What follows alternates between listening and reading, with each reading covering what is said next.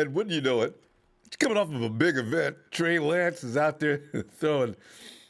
Dude ain't throwing passes. That dude is throwing missiles. I mean, is it going to be Trey to the Bay? The Niners just put in a visit on Trey Lance in his second pro day today. As you know, and while they did not draw up specific plays for Mrs. Lance's baby boy, dude, the system out of which he operates is similar to the 49ers style anyway. The biggest question today was Lance's mechanics. Looking at the QBs in play, Lance actually has a little bit of what all the candidates possess when you really think about it. We're going to be going over some of the observations circulating around the NFL media community and taking your phone calls tonight for your thoughts and everything that is red, gold, and Niner! I give myself any excuse to do that, right?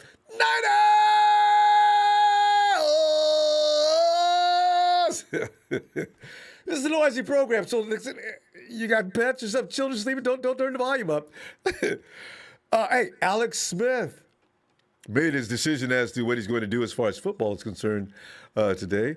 After 16 NFL seasons, the first 8 spent in San Francisco, Alex will walk away from the game.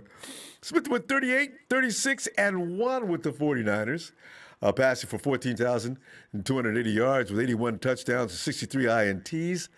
The Niners traded Smith to the Chiefs after that 2012 season.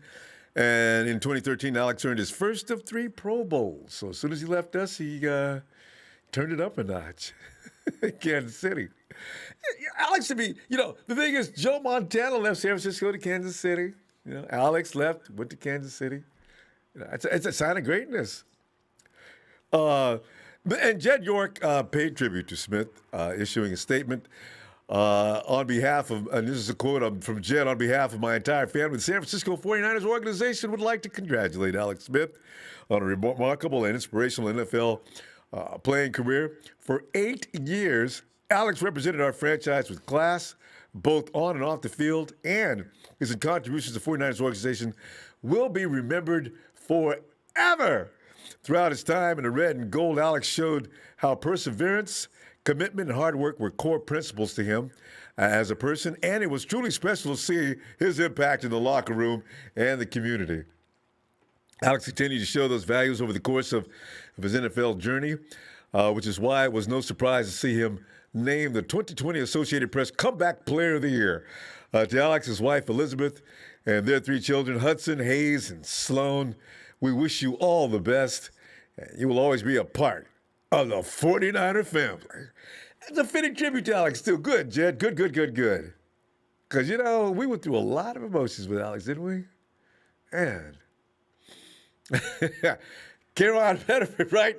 Trey to the Bay family. I know it has a nice rhyme to it, doesn't it? We'll see. Let's get right into it.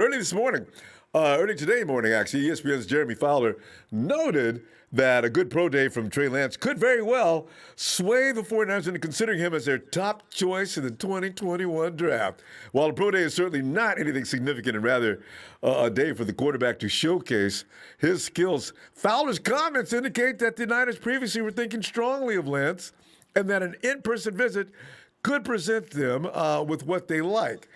Also, while many sources have stated that Coach Shanahan's trusted friends, most notably Chris, I can't keep a secret, Sims, believe the pick will be Mac Jones. I'm just kidding. Actually, I think Chris is working in tandem with Shanahan throughout these little landmines and tricks. Shanahan personally asked his friend and quarterbacks coach John Beck to work out with Trey Lance and the 49ers. He even gave Beck a list of drills they would like to see Lance run, per ESPN's Dan Graziano. I know but yesterday when we were talking about the media can make up all this stuff, but it sounds real, right? In addition to Lance, John Beck has worked with 2 other names linked to, and we talked about this the other day, to the 49ers this offseason, quarterbacks Zach Wilson, Justin Fields. The name missing here, to note, is Mac Jones. Be afraid, fam. If you don't like Mac Jones, be real afraid for that reason. However, with Zach Wilson most likely being selected at number 2 overall and Justin Fields out of the picture per Michael Lombardi, and Michael was intensely serious about that the other day, pissing off an incredible amount of people. Trey Lance is a quarterback who the 49ers will know the most about after the extensive draft process ends. Whenever a fit is brought up with the Niners, analysts are quick to notice Kyle Shanahan's past quarterbacks, Kirk Cousins, Matt Ryan, Jimmy G. The similarity between the three, they all lack mobility or are not guys that are going to be busting and running much and work best as pocket passers as quarterbacks. Within that archetype in mind, Mac Jones has been seen as the best ideal primo fit for the Niners just because he has been the type of player who Shanahan has targeted in the past. However, Shanahan himself has stated in press conferences, and that can be found most notably after facing Buffalo last year, how that archetype of quarterback is a limited one, and how he has transitioned from that build to preferring a quarterback with a combination of size, strength, and speed. It sort of already fits one of these guys, doesn't it? With his archetype in mind, Mac Jones is almost automatically eliminated, though, due to his lack of size compared to these other quarterbacks' lack of top-tier arm strength, like Trey Lance or Justin Fields, and lack of mobility. In addition to that revamped archetype, the reason that Shanahan is in this position is a frustration which some believe current star Jimmy G, whose lack of mobility and inclination to remain in the pocket have increased his chances of injury. And since Justin Fields has been eliminated per sources, now they don't name the sources in this particular article, and that means maybe it's been fabricated, made up, and put there for impact in this particular report. Trey Lance should now be the resounding pick for the 49ers at number 3. Some even believe that you can lock it in. I love this stuff. As for play styles during his time at North Dakota State, Trey Lance ran an offense that was similar to that of Coach Kyle Shanahan. He ran a good amount of play actions, and while the scheme may have been suited for power run, Lance still had the bootleg installed on 14% of his drop backs, on which he displayed a variety of short, intermediate, and deep throws and showcases running ability as well. This quick offense style also translates best to the NFL, while many rookies who lack experience in that type of offense struggle to adapt to the pro level. And this is one of the things. You come out of college, things are moving at one speed. You get to the pros, you're like, damn! Oh! That is something that some quarterbacks, we see that happen every year. So, lastly, Lance's need for development with his accuracy and experience are problems that can be easily fixed within the 49ers system. That is a theory, speculation. You look at people like Josh Allen in Buffalo, he had the same description coming out of the pros. He has since adapted, and now the man is dangerous. Lance would have Jimmy G serving as a competitive bridge quarterback who he can learn from and would get the year of adjustment that he needs to tap into his potential. San Francisco holds the cards in its hands, and everything is pointing to Trey Lance being the pick at number 3 right now. Fam, do you agree or disagree?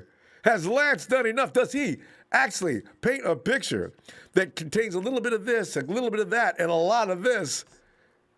Could that be what the 49ers are looking for, and could his name be the one? The commissioner. The commissioner comes up and says the 49ers select. There he is. Man, I tell you. And Mr. 16, Downey, Montana. What's up, brother Ronbo? Checking in from the 818. I hope Shannon gets the 3rd pick right. Oh, he has to get it right. They've extended themselves too far. But this is the first year the 49ers actually extended a lot of thought into doing this with the quarterback. They could have done this a long time ago, but this was a year. So they put a lot of work into it. Well, there is the big show. Trey Lance, not it, fam. They're just doing their due diligence. The 49ers already know who they want. They're just throwing breadcrumbs on the ground for the pesky media. You could be right on target, too, show. You could be. San Francisco. Did y'all hear about the Almost read it too. The nasty Hawks. Newly signed pass rusher from our recycling bin, Alden Smith. That's been days ago, fam. Seen a report of him being a wanted man in New Orleans. No. You mean really? As in police? And I was saying, we were saying, hey, why do the Hawks have to get him? How come we can't get Smith just back for nostalgic reasons and for nothing else? Let's get to that phone right now. Phil. Come on in, man. Hey, Ronbo. Phil talking about Trey Lance. He is now the flavor of the week. Go ahead. Yeah, that's exactly what it is, the flavor of the week. Didn't I tell you that as soon as his pro day was going to come around, then he would be the topic and the guy going to the Niners? Mm-hmm. The bottom line is nobody knows who the Niners are going to pick at number 3. Mm-hmm. Most likely it's one of the 3 quarterbacks. Mm-hmm. But, my take, it's going to be because if you're Kyle Shanahan and you think you're one of the best coaches in football, don't you think you could coach a guy up with all the talent that these guys have naturally? And he does. Coach him up to be able to be a professional quarterback? Mm-hmm.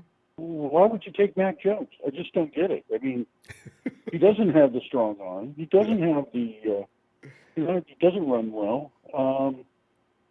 And if you're Kyle, you're saying, okay, I can't coach if I take Mac Jones because he's already at a ceiling. A lot of people say that. Yeah. And he's had 4 top 15 wide receivers in the last 2 years. Who? What an arsenal. So, my God. I mean, so I don't know. I would be very surprised if it's Mac Jones. I just can't see Kyle saying, I'm to coach these other guys up. I just don't see it. Phil, that's the thing. A lot of things we're going to see with Kyle throughout the time he's with us, just wouldn't see it. I still see CJ as I'm wondering why Kyle was so hot to get him. He sees things in quarterbacks that others don't look at. I'm not sure. And the thing about Chris Sims, he's just saying these are the top quarterbacks right now. Yeah. He's not saying these are the quarterbacks with the most upside. So, there's 2 different things. I think when you're trading this and you're going to use him as a project, he's not going to be the starter this year. Yeah. You're going to work him, coach him. We won't even know if they hit on the pick next year because Jimmy's going to be the quarterback. Mm-hmm. We'll know if they hit 2 years from now. So, hey, Phil, though, I just want to ask you this, though, about that. In that case, Trey would make the most sense. You know why? Because there's no pressure on him. There's no hurry. He can learn. He can fall down. He can make mistakes. Kyle can pick him up out of the dirt, show him what he did wrong. There's a lot Lance has got. Did you see those bombs he was throwing? He's only 20 years old. And then there's that. He hasn't had enough time to develop. Growing. Yeah. He hasn't had enough time to develop a whole lot of bad habits. Kyle's got to be looking at that. Exactly. So I'm thinking it could very well be Lance. Yeah. I wouldn't be surprised if it's Trey Lance. He processes quick. I would be surprised. I would be surprised if it's Mac Jones. Everybody would be. Surprised. But Lance, no, not Big Show. Lance, the nice thing about Lance, though, he plays fast and he seems cool out there. I went and checked some other film out. He's cool, but he's working quick. From what I've seen, I got a feeling that's going to work because Fields is a little slower. He's got an equal arm. I think Fields takes a little longer to process.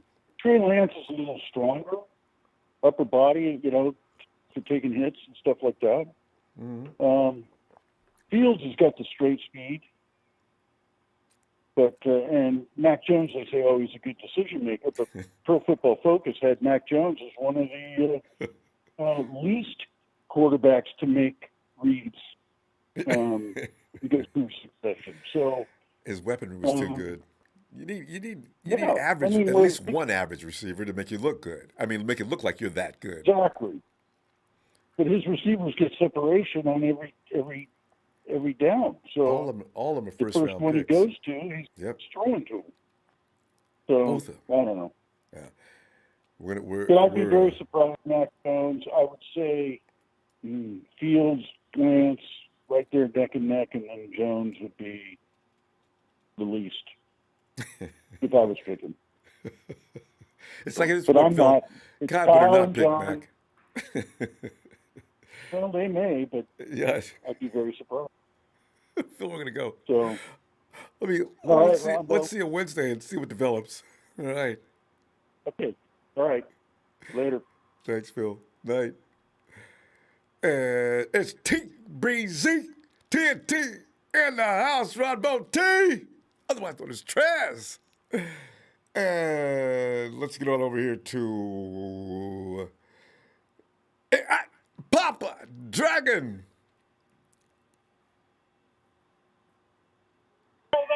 Ronbo! Ronbo! Papa D. What's up, man? Hey, good evening, good evening. What's Is it up, 49er Faithful TNT Production? Talking to you, baby. Pop, man, we're looking at, Trey came out and throwing the ball like it weighs 2 ounces, throwing it deep downfield with lots of arc and everything in. Hey, Bob, you know one thing I do like about Russell Wilson? I don't like to say nothing good about the Seahawks because I wish the whole team would just fall off the map. But the thing is, Russell Wilson could send the ball deep downfield with touch. Drop it like a basketball player. Dude looks like Steph Curry dropping a 3 into the bucket. I mean, when his receivers are running right, I mean, Yep. I think Lance could do that. From what I saw today, it's amazing how he controls that football. So, I don't know. Pop, could he have moved Slow into your the roll, running? Ronbo. It's a pro day. I know. Um, It's no pressure well, out as there. I was talking, as I was saying the other day, we were talking about it, and I was starting to put all the Easter eggs together, and I was kind of finished my thought from Sunday, but I was telling you a little bit about, he had a quarterback coach for like the last 5 months. That was Avery, and then all of a sudden he switches coaches, Beck. and then they come to find out it's Shanahan who wanted him to switch the coaches.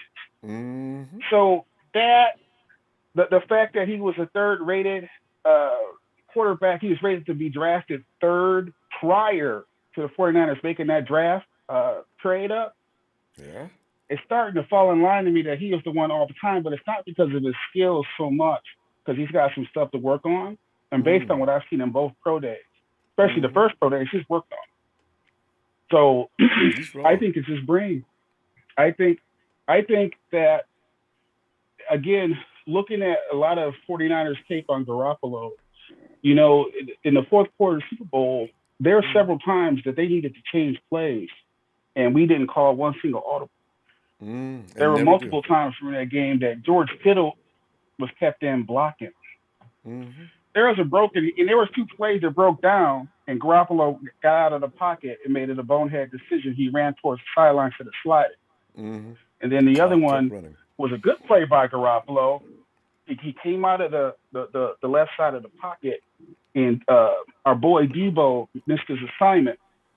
And the one who saved the whole play was Bourne and Garoppolo. Bourne ran a different route, and Garoppolo improvised and got the ball to him. So that's what's missing. What's missing is what happens when the play breaks down. Can you make split-second decision. Chicken salad out of chicken crab? Yeah. Exactly. Can you make something happen? I think honestly, it for me, again, it still wouldn't be my pick. But then again, if I was picking number 1, I would be picking Fields. So, but I do completely understand right now that for a long time, the main guy in San Francisco who knew the playbook the best was Shanahan. Second best was the backup quarterback. What's that guy's name? For what team? I forget the his name. Nick Mullins? Same 49ers. Nick Mullins was he knew the playbook second best, and Beathard was third, and Garoppolo was fourth. So bless his heart, my man. He's a meathead and he's a gamer, but he seems to be better. In the first year when he first came out those 5 games and earned $135 million, Yeah. he was just slinging it. He was like, for hell with it. Well, you I'm know, going for the money. and, And it's just different now. So and the thing is, Shanahan hadn't put the handcuffs on him and said, "I'm Kyle Shanahan, and now you will learn my offense, and we're going to do it that way." Because, as I'm saying, you don't change overnight, right? So I'm saying we saw Garoppolo in 2017; he was No. dazzling, and then we see him in 2018. All of a sudden, he looks restrained and kind of struggling to learn the playbook, as you would expect, you know. But the thing is, Kyle. You see his natural ability. Let him use it. You know, that's well, part of it's Kyle. Well, part of it's Kyle, but the Shanahan way has always been you had to be a master of the X's and O's because they used to sit there and quiz Steve Young. Yeah. And that's what they've been doing this offseason. They've been quizzing all these quarterbacks. They've been quizzing Fields, and Fields has been doing good in the quizzes from what I hear. You know, they're sending him plays and scenarios. He's got to decipher and interpret the game plan. So I think that's what led to the second pro day for Lance because all of a sudden, you know, Fields really became something they had to think about because they're like, wow, he's a lot smarter than we thought. And let's see how Lance does, and let's have another pro day. And I think that's how it all turned out. So I think a lot of this was really forced by Fields. Now, again, if I wouldn't be surprised if Jones is the pick. I'd be highly disappointed.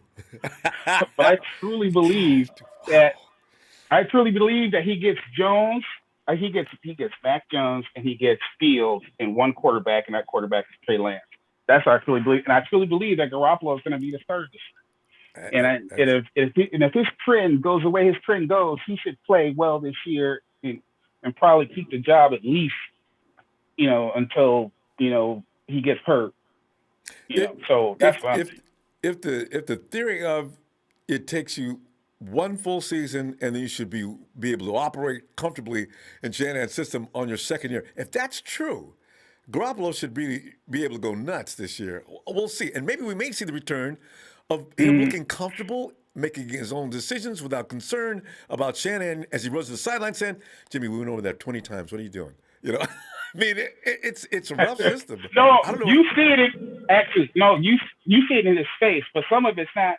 It's not all that it's a rough system. It's just sometimes Jimmy hits it in that 2-second window, and sometimes he misses it. Because I saw him. He missed the pass. He missed the slant. He was the first read. He missed the slant to Kittle in the fourth quarter of the Super Bowl. Just let the ball go. It's a first down.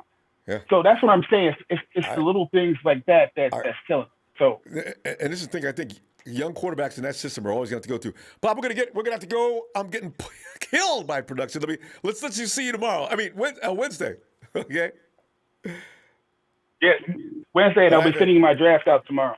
Yay! Good. All we'll right, get back to that. We got the conversation going.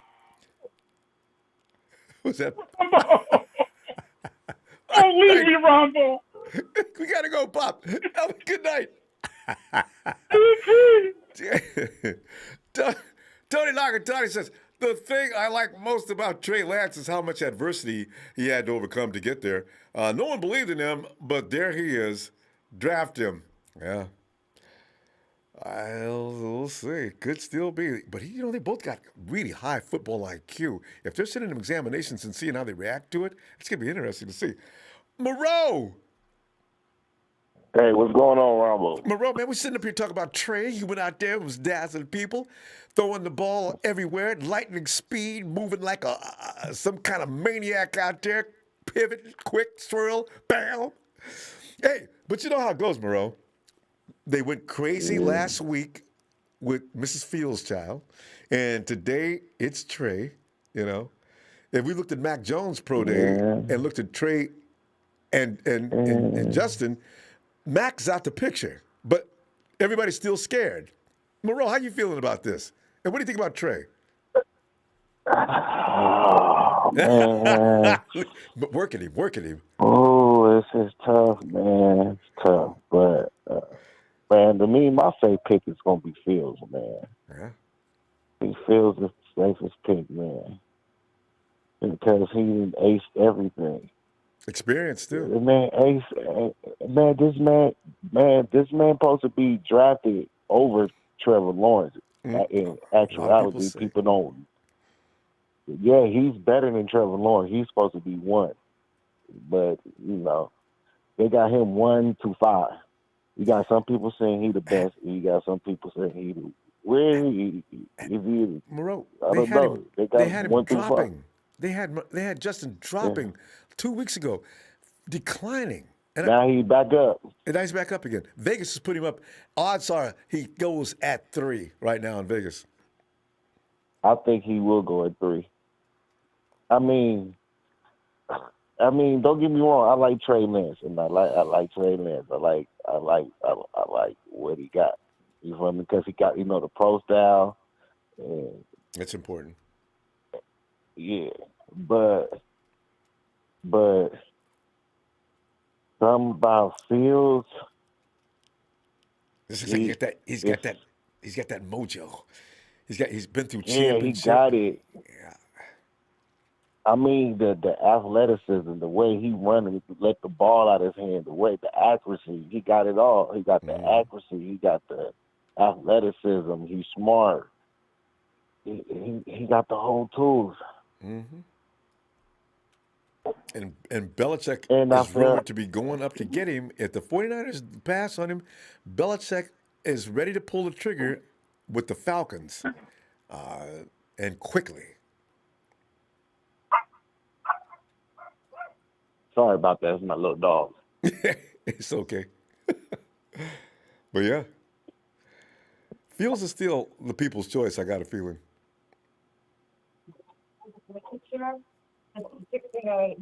Yes. Moreau? Yes. Yeah. All right. All right. So we just have to let you know that. So I'll just leave it right here. Okay. Yeah, no problem.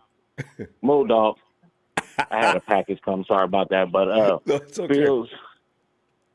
Yeah, but I'd rather go with Fields, man. I think Fields. That was the post that it's a package from. I think Fields is just the best, man. He got you see how before he planted his feet and he let the ball go and it dropped right in the bucket. Mm-hmm. You seen that? But how he ran and barely put his foot on the ground and he ripped it down 50 yards and that guy catch that ball like that, man. That was so beautiful. He's awesome. And here's the thing, why I've been arguing with people, not arguing with people, but I keep asking everybody, how is Wilson ahead of Fields? I've been wondering about that the whole time. Are the Jets stupid or what? Why would you take, Wilson's good, he's good, but he's not Wilson. He's not Fields good, So but I think it's gonna with the Niners. It's between Zach Wilson and Fields for us. Because we up by the third. We up there in that third. Yeah. So it's gonna be Zach Wilson or Justin Fields. Because I think Patriots is see Matt Jones is our smoke screen and the Patriots is Fields smoke screen because. I bet you the Patriots want Matt Jones. See, you know what though? You got Cam Newton. He's that Tom Brady pocket quarterback. That's what Belichick. That's his system. It fits. Matt Jones fits the Belichick system. Monroe, he's got Belichick over there. Not Belichick. Belichick's got Cam Newton over there now, right? What made him go get Cam Newton? Was that Josh McDaniel? Was that Belichick's idea? As he says, he wants one of those guys who can run like that. I think that he might. And one I is that think because it was nothing available. I think it was just nothing available. Yeah, maybe. You got to think about it. At that time when he re-signed, it wasn't really nothing available. So Cam Newton was the best option for him at that second. But if he can trade up, I think Matt Jones would be a perfect fit. Because he can stay at mobile 15. quarterbacks really don't fit Belichick's system. So that's what I'm saying. He can stay at 15 to get Mac Jones. Well, we're going to see. Moreau, we're out of time. Let me see a Wednesday and see what comes up next. All right, fam. Good to hear from you Yeah. again. Have a good night. Okay, yeah. One more thing. He was at the pro day. Belichick was at the pro day. Oh, yeah. So, No, I know. yeah. I know. Yeah. All right. Yeah. All right, fam. Yeah. Talk to you later. All right. Nice. All right. Paul Third says Mike Shanahan may be giving Kyle some outdated advice. If Kyle had a mobile quarterback to get a few first downs instead of Ryan and Jimmy, maybe those Super Bowls ends better. You think the offense needs to evolve? Paul Third, thanks for the contribution. It does, but also before I see anything else, and I've been griping about this for 3 years, I need to see at least a legitimate receiving core. And I don't mean just one guy or two and George Kittle. I need to see what we got now. I need to see Debo out there healthy. I need to see Ayuk out there. It'd be nice if Jalen Hurd could just get on the field. Now you'd have a trio that no matter who the quarterback is, he's got good, solid options, along with Kittle, of course. Rebel D, hey, Trey Lance, the Niners, Jimmy's student. Rebel D, thanks for that contribution. And Daniel Serrano says, I've been saying, take a chance on Lance. Dan, thanks for the contribution, guys. Hey, Jack, be nimble. Jack, be quick. Jack, get over here. Yes, sir. Jack, we were looking for you yesterday, Jack. And, yeah, you must have passed out on the phone.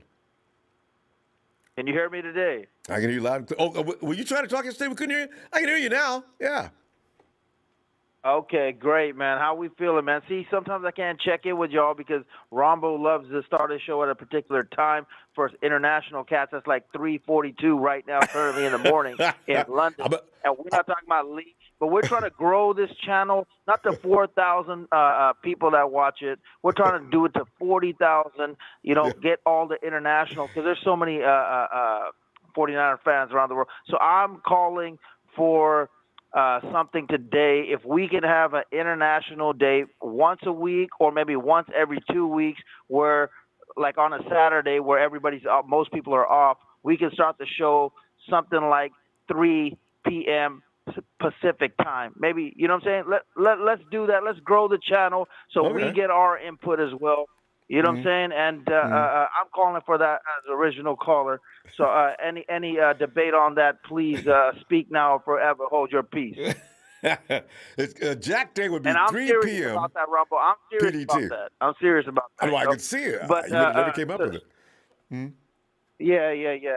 Sorry, guys. I could check in as much as I like to. I know you guys are dying to hear who Jack wants, and I'm here today, you know what I'm saying, and letting you guys know that, I love what every one of y'all are saying, whether you like Mac Jones is deep ball, whether you like Trey Lance is arm strength, or you like Justin Fields mobility and charisma. So I feel you guys on all that.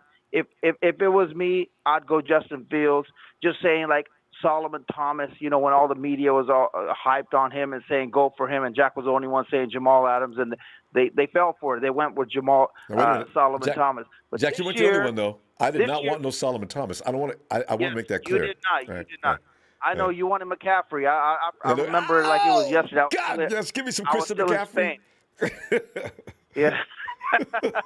That was no, not going to happen. But the thing is that this year, Mel Kiper and everybody has got it right. It should be Justin Fields, Trey Lance. If you want a project, if you feel it's going to be the next.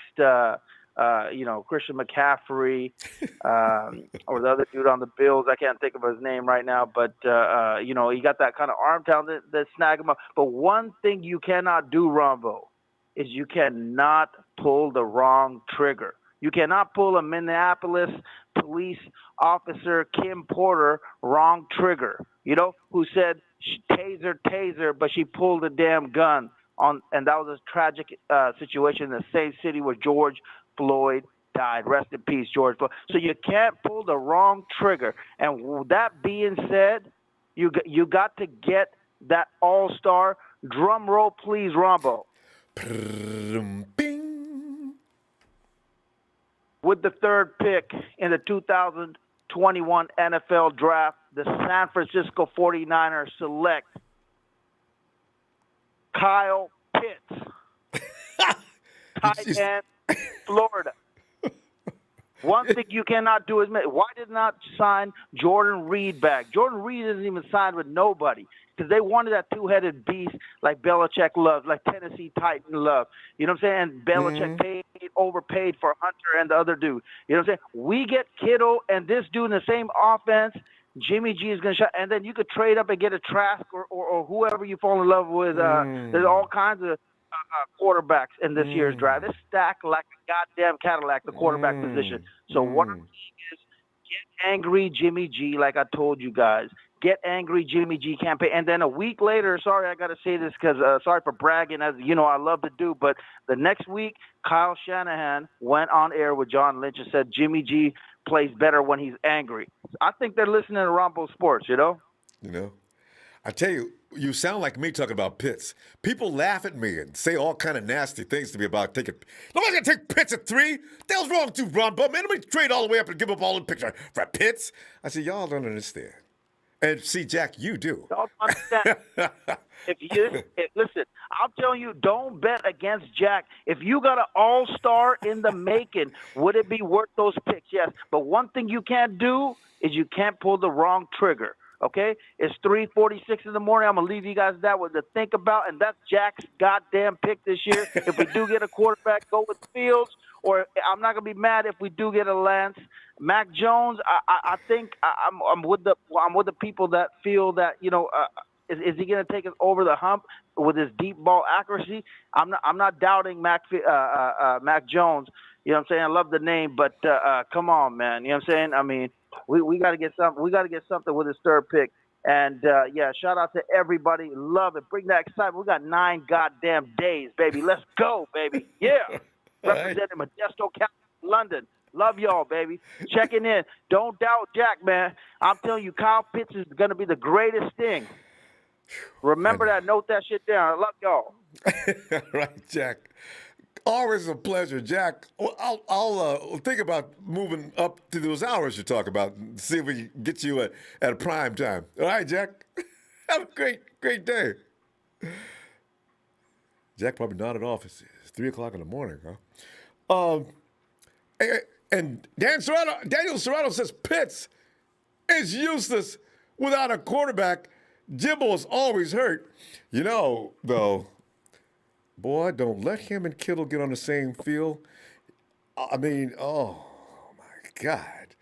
Hey, CJ. What's up with my guy, Ronbo? What's up? CJ, man, sit back here and we're having fun with this round robin with the quarterbacks. Everybody has a day, except for it's so funny between the quarterbacks. Everybody thinks that are in the running. Mac Jones came in, laid an egg.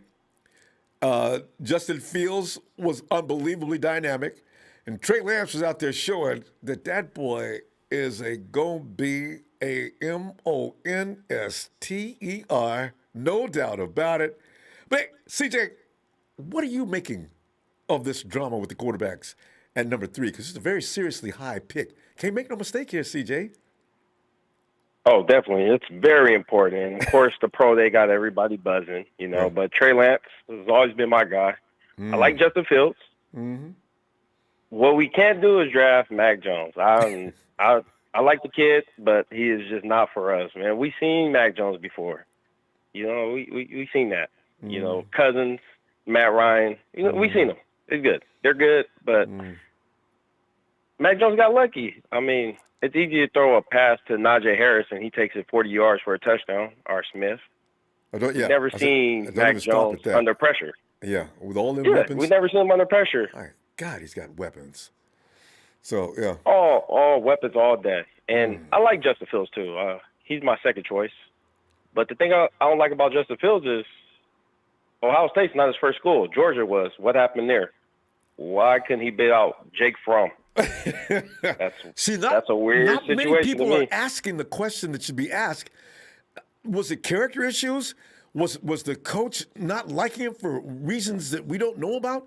How? And that's a great question. How in the hell did Fromm beat out Fields? Jake Fromm barely got drafted last year.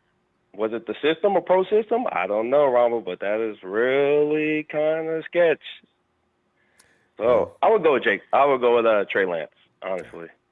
You know, I like Trey Lance. He's a good kid. He's young, has a high ceiling, and he can sling the ball, Ronbo. He's smart. He's quick. Yeah, he can throw the ball. Oh, he can throw the ball. I mean, watching him put that ball, it looks like a pea flying through the air. He's got so much velocity on that. And as it comes down, and you know, him and Fields, they both can throw a long shot. Of course, we're talking about pro day. There's no pressure. There's no defensive backs out there picking that stuff off because Carson Palmer could do that too, remember? And Carson used to... Oh, definitely. Hey, man, he's a pick. I have a problem with guys hanging that ball up too long. Russell Wilson, for 3 games last year, Russell Wilson was the pick city dude. I don't really care to see bombs all day. A lot of people like to see that ball go deep. Yeah, I don't like increasing the chances of getting picked off. I want to see tearing the team up from the middle and then time that shot. See? So, yeah, I have mixed emotions about overreacting to deep passes. Oh, definitely. And the pro day is just meant to make you look good. Another thing I like about Lance is he didn't have the best offensive line, so he's used to throwing with hands and feet all in his way, under pressure.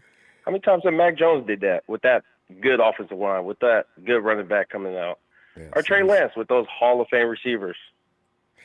No, you mean Mac Jones from Hall of Fame. You know what? Mac Jones, his receivers were so good that Mac didn't have to think. He knew right where they were going to be, and they were going to be there. And the defender was going to be lagging behind him.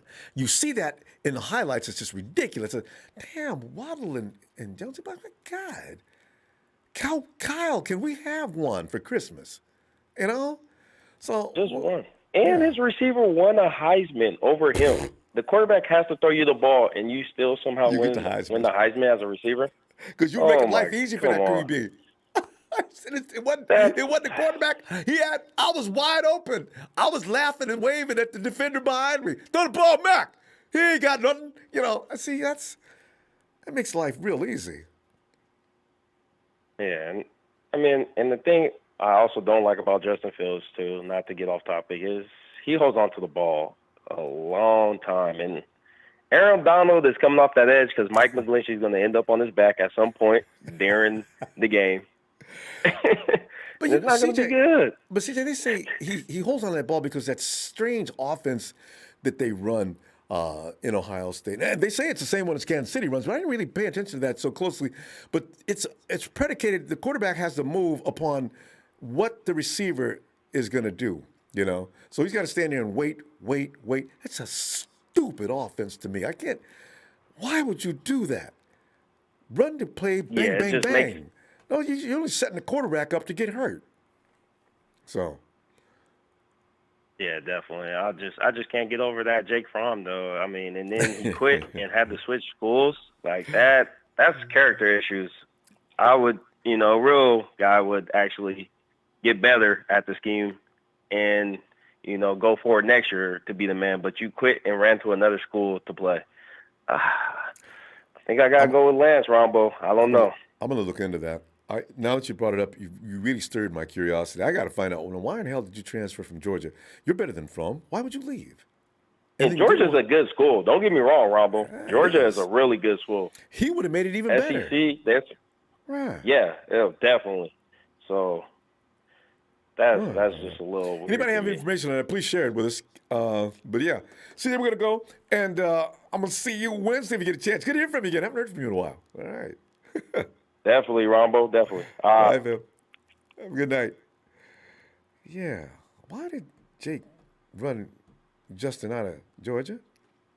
Hey, Curtis.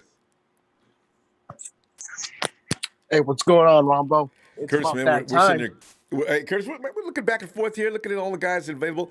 Hey, Curtis, everybody has removed the child from Alabama. They've removed Mac from the equation. Now, everybody's even talking about Trey or Justin, or if indeed the Jets wake up and say, wait a minute, maybe we should take Justin instead.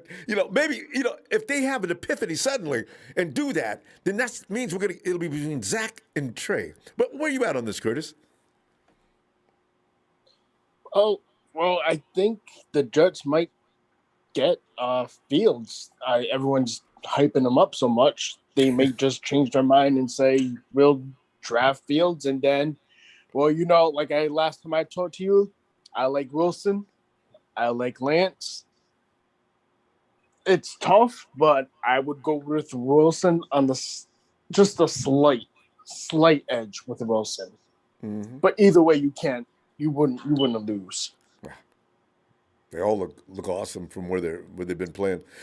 Wilson did play at BYU, and he hasn't seen the fire and flames and heat that, of course, Justin has. Fields is the most qualified out of all three of these quarterbacks right now to come in and succeed. And when you look at it, but then there could be that one little thing that could ruin him. He comes in the NFL, because we've seen it, Curtis. Every year, Golden Boys, top of the draft, people are trading up, giving up everything they got. Give me that quarterback. He comes in, and everybody says, well, he don't look like he did at school. And that's going to happen this year. I don't know which ones, but it's going to happen this year. It happens every year. So, which one? Yeah, I think it's gonna be Fields too. I really don't think he's ready. I think Lance is more ready and prepared to play now if we needed him to, compared to Fields. He played in a pro style system. He doesn't get credit, but he's really smart. He'll go through his reads really quick. And if it's not there, then he's moving fast. That's interesting about him. He's a very cool dude. Yeah, I never really noticed that until I started watching a little bit more. I mean, I was always a big fan of him, but when I was watching him, I was like, oh, you're really going through those reads, and it's like this defender's right here. You're acting like he's not there, and you're not panicking. You're staying in until there's nothing left, and then you're like, all right, let me take off. Maybe because he's so big and strong. What they gonna do? They can't hurt me. Dude, he punishes people when he runs down the field. So this dude, that's the only thing that kind of concerns me a little bit, because we saw what happened with Cam. Cam did it for a while, but those beans took a toll on Cam. Especially so if Lance can just change that. Yeah, exactly. So if Lance can change that up a little bit, not take those hits so much, he would be Mahomes 2.0. Yeah, people are comparing him with Mahomes a lot, I've noticed. Because he's got that kind of blasting arm. Let's see. And maybe more durable, because Patrick has no real speed. He can hurry up, but he's not a real speed person. Yeah. And that's it. Once he starts running, that dude is moving and got that size. He's some kind of dude, if you play ball for, he's that kind of guy that's really tough to tackle, because the thighs are just go beat you up. When you want to hit him around the ankles, it's hard to target those hits. Now, you make a mistake, it could be a bad business decision. He's that kind of running back. Newton was that kind of running back, too. I mean, not running back, but he's like that kind of runner. There's only a few of those. Yeah. Yeah, so. But this guy's got better. I think he's got a better arm than Cam. So we're going to see. Oh, yeah. His arm's 3 times better than Cam's. Cam, he has a cannon, but he's not accurate. If he knows if he doesn't have time, it goes in the dirt. Or he takes off. 3 feet in front of the receiver. Yeah. Yeah. But they're saying the same thing about Trey's accuracy. But then again, people always say that can be worked on. When you look at Josh Allen over in Buffalo, he had the same write-up on him. And you look at him now, and Josh Allen is in contention now. So next year, the Buffalo Bills are going to be in it. So those are the things that might be able to be fixed. I don't know, but I think Lance was a lot more accurate than Josh Allen, and he's not even a pro yet. So, I mean, yeah, you can always work on it. Don't get complacent. Work on it so you can be the best. But seems like when he's a good Josh worker. Allen came out, I saw him. Yeah, Josh Allen struggled. He got better now, especially because he has Stephon Diggs. I don't know, right? Who's like a I true keep route telling runner. people, it's not always the quarterback. It's the guy on the other end that can make the difference, all the difference in the world. Hey, Curtis, we gotta go though, fam. Let's see you Wednesday if you get a chance. All right, Man. sounds good, Ronbo. Good to hear from you. Night. And there he is, the man that says Black Zeus is indeed going to be that QB. His name is Lee. Hey! Mr. October says, Mr. Trey, happy Trey Day. I love it. What's your favorite song of the day at Subway?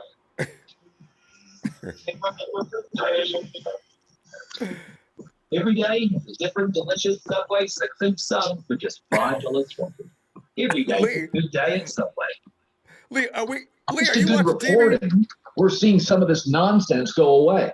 Justin Fields, I believe, should be the second quarterback taken. It looks like now San Francisco third. But this narrative that was out there that, cognitively, I'm a little concerned he doesn't throw to anybody other than the primary, basically saying that's the simplest read. Right. What's up, Ronbo? Yeah. Lee, as you know, and I know who you want to see get drafted, but were you impressed with anything, as you look at all of Trey Lance's activities in this last few weeks? Have you changed your mind? Like it's a good question. Absolutely not. Black Zeus, baby. Black Zeus. I heard he had a pro day today, Ronbo. I heard bits and pieces. I've been busy today, but I heard bits and pieces about it. I heard he had a couple of bad throws, but he had some really good ones. But the thing is, with a pro day, it should be good. A pro day shouldn't be bad. You don't have a defense going against you. You don't have pressure in your face. You don't have DBs contesting your receivers. You should be making these throws, and that's why you look at a guy like Mac Jones. He didn't have a good pro day. That's really Bill scary. Was shaking his head like, "What are we doing here, Josh? Like, get me out of here. We better be doing a deal for Jimmy. Otherwise, we've just wasted our time coming here." Kyle was like looking up and down at the ground, and John Lynch just had a concerned look on his face the whole time they were watching McCorkle Jones. So it's a pro day is a pro day. You got to take it. It's got to go off the tape. The game film is what's key. You should be having a good pro day. It shouldn't be hard to throw some balls, make some plays. You don't have a defense run, but it's a lot easier than game situation.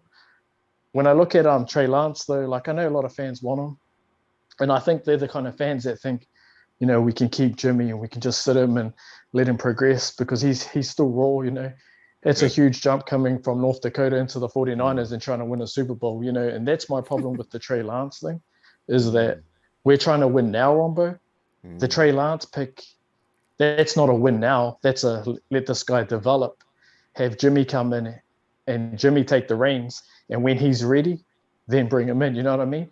And to me, Ronbo, if you've got a team that's built to win now, why would you bring in a guy to develop? Give Jimmy the best weapon so he can win a Super Bowl now.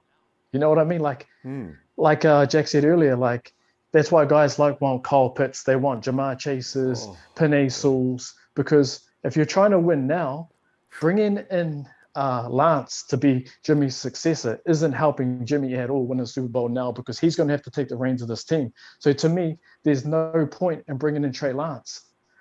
Justin Fields has all the skill sets that he has, but he's even a more accurate thrower. He's even faster, and he's more seasoned. He's faced top five defenses, Ronbo. So when I heard Rod the other night saying, but Mac Jones is in the sick. Justin Fields can't go past one progression. You just heard Colin Cowherd say, people are so silly because they're not watching game film. They're hearing what other people in the media are saying about a player and they're not doing their homework. I've seen games where he went against Michigan and he goes through 4 progressions, Ronbo, and he still makes the play. So, yeah, people need to go watch the film. The film shows all that.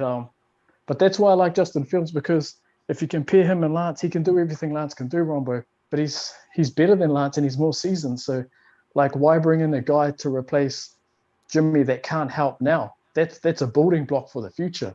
You know, we've got a team that can win now. You don't bring back all these veterans like we did with all our defensive backs. You know, guys like Verrett, guys like K1 Williams, guys like Tart, our safety. We already got Jimmy Ward. You don't bring in all these veteran guys if you're not trying to make a push and win now. And I think you're doing Jimmy an injustice if you're going to say, here, Jimmy, you can have the keys until Lance is ready, but we're not going to give you talent to help you win this year, because that's what we need when we go up against teams like the Buccaneers and the Chiefs, because they're just littered with talent. You know what I mean, Ronbo? Yeah, that's true. So, yeah. You know, the unfortunate thing, though, Lee, this year there's no real off-season. I don't know how serious the players are going to take this with not being out at the facility or how long they're going to go. It's a real scary situation, especially involving a quarterback. So I'm looking at that, too. I'm wondering, you know, this is really going to be bode to be a real disadvantage. And I did hear you guys talking earlier. I think I talked to you about this. You know, people were saying they don't want Justin Fields because they worry about him losing the job to or not winning the job against Jake Fromm. But what happened? Remember I told you that, like, Jake Fromm was like the golden child over in Georgia. Both his parents were Georgia alumni as well. And he had a really high, he was held as like the next Trevor Lawrence, because what he did in the year before Justin Fields came to Georgia, Ronbo, was he was one of the top rated cornerbacks in the country. You go watch the QB1 documentary, they document him, and then the following year Justin Fields was on it. I got to check. And so what happened, Ronbo? We ran the clock. He I'm gonna tell you, Lee, you know what? And he was within 3 points of beating Bama, Ronbo. As a true freshman. That's an interesting story. Lee, refresh me on that. We got to go now. Refresh me on that on Wednesday, and so we can get everybody filled in on that, because there's a lot of questions about that, and you know the answers because you're a Fields guy. That makes sense. All right. You know what, Ronbo? Thanks for tonight. And just before I go, Rod, you're right. I need to stay in my lane, homie, because you know why? You're in the slow lane and I'm on the fast lane. All I see is you in my rear view. Later, Ronbo. There he goes. You and Rod. What is going on with you guys? All right, Lee. Talk to you later. Oh, that's going to make Rod mad. You guys getting it. Oh, they're throwing digs. And Tony says Lance is Aaron McNair, but smarter, more athletic, with a bigger arm. Tony, thanks for the contribution. Hey, John. Ronbo. John, we continue. And today, Trey Lance, and it's going to be the flavor of the week. We're running out of flavors. After this week, then, of course, logic and rationale will probably kick back in. But, and of course, there's a lot of people that are pumped up about Trey. Some are still saying Lance is the guy, or that Fields is the guy. And I'm still asking the Jets, are you serious? Are you guys really going to take... There's Fields right there. You're really going to take him? But what are you thinking here? Hey, Ronbo, I want to say no big deal if you have to cut me off, because, you know, I do go a little bit longer, so no hard feelings, you know. Okay. You have a lot of people. Yeah, so basically, let's jump into the topic of today. Trey Lance's pro day. You know, there was just like Justin Fields, a few clips, you know, and one thing, you know, I know the last caller, you know, he really likes Justin Fields, and Justin Fields is not a bad prospect. You know, I think he's the more ready to enter the league because of the competition that he's played. But, you know, he still has to, you know, polish his mechanics. When it comes to Trey Lance, and, you know, I've been on Trey Lance before the playoffs started, you know, and I know he didn't play a lot of games. So, you know, I'm a person, if Trey Lance is picked up, if I hear his name, 49ers select Trey Lance, I'll probably be the only person that's going to be, like, really, you know, excited. And I'm going to read, you know, Trey Lance's weakness. I'm not going to read because there's like 50 positive things about Trey Lance, which is mind-boggling for only a guy who played one season. But the weakness, the first two weaknesses is he's 20 years old on draft night, highly inexperienced with just 317 passes, needs to look at his second and third reads, avoids turnovers overall, needs to learn how to slide to avoid contact. Those are the 5 main issues that he has to correct. And if both of them are inexperienced, and there's only 3 other things, I've been saying this for a long time. I know he played at a very small school. I know he only played 17 games. But every person, general managers, coaches in the NFL, position coaches, offensive position coaches, and in North Dakota, the coaches, he's really good for a player who only played 1 season in college football. Now, this is not me, being a homer when it comes to, Trey Lance, because like I said, I'm a huge, Trey Lance guy. I'm not saying Justin Fields and Mac Jones and Zach Wilson are going to be garbage, but one thing that John Lynch and Kyle Shanahan and a lot of 49ers, I hope a lot of 49ers feel the same way, they're not going to trade Jimmy Garoppolo, no matter how much he deserves to be traded on draft night. You have said this all the time.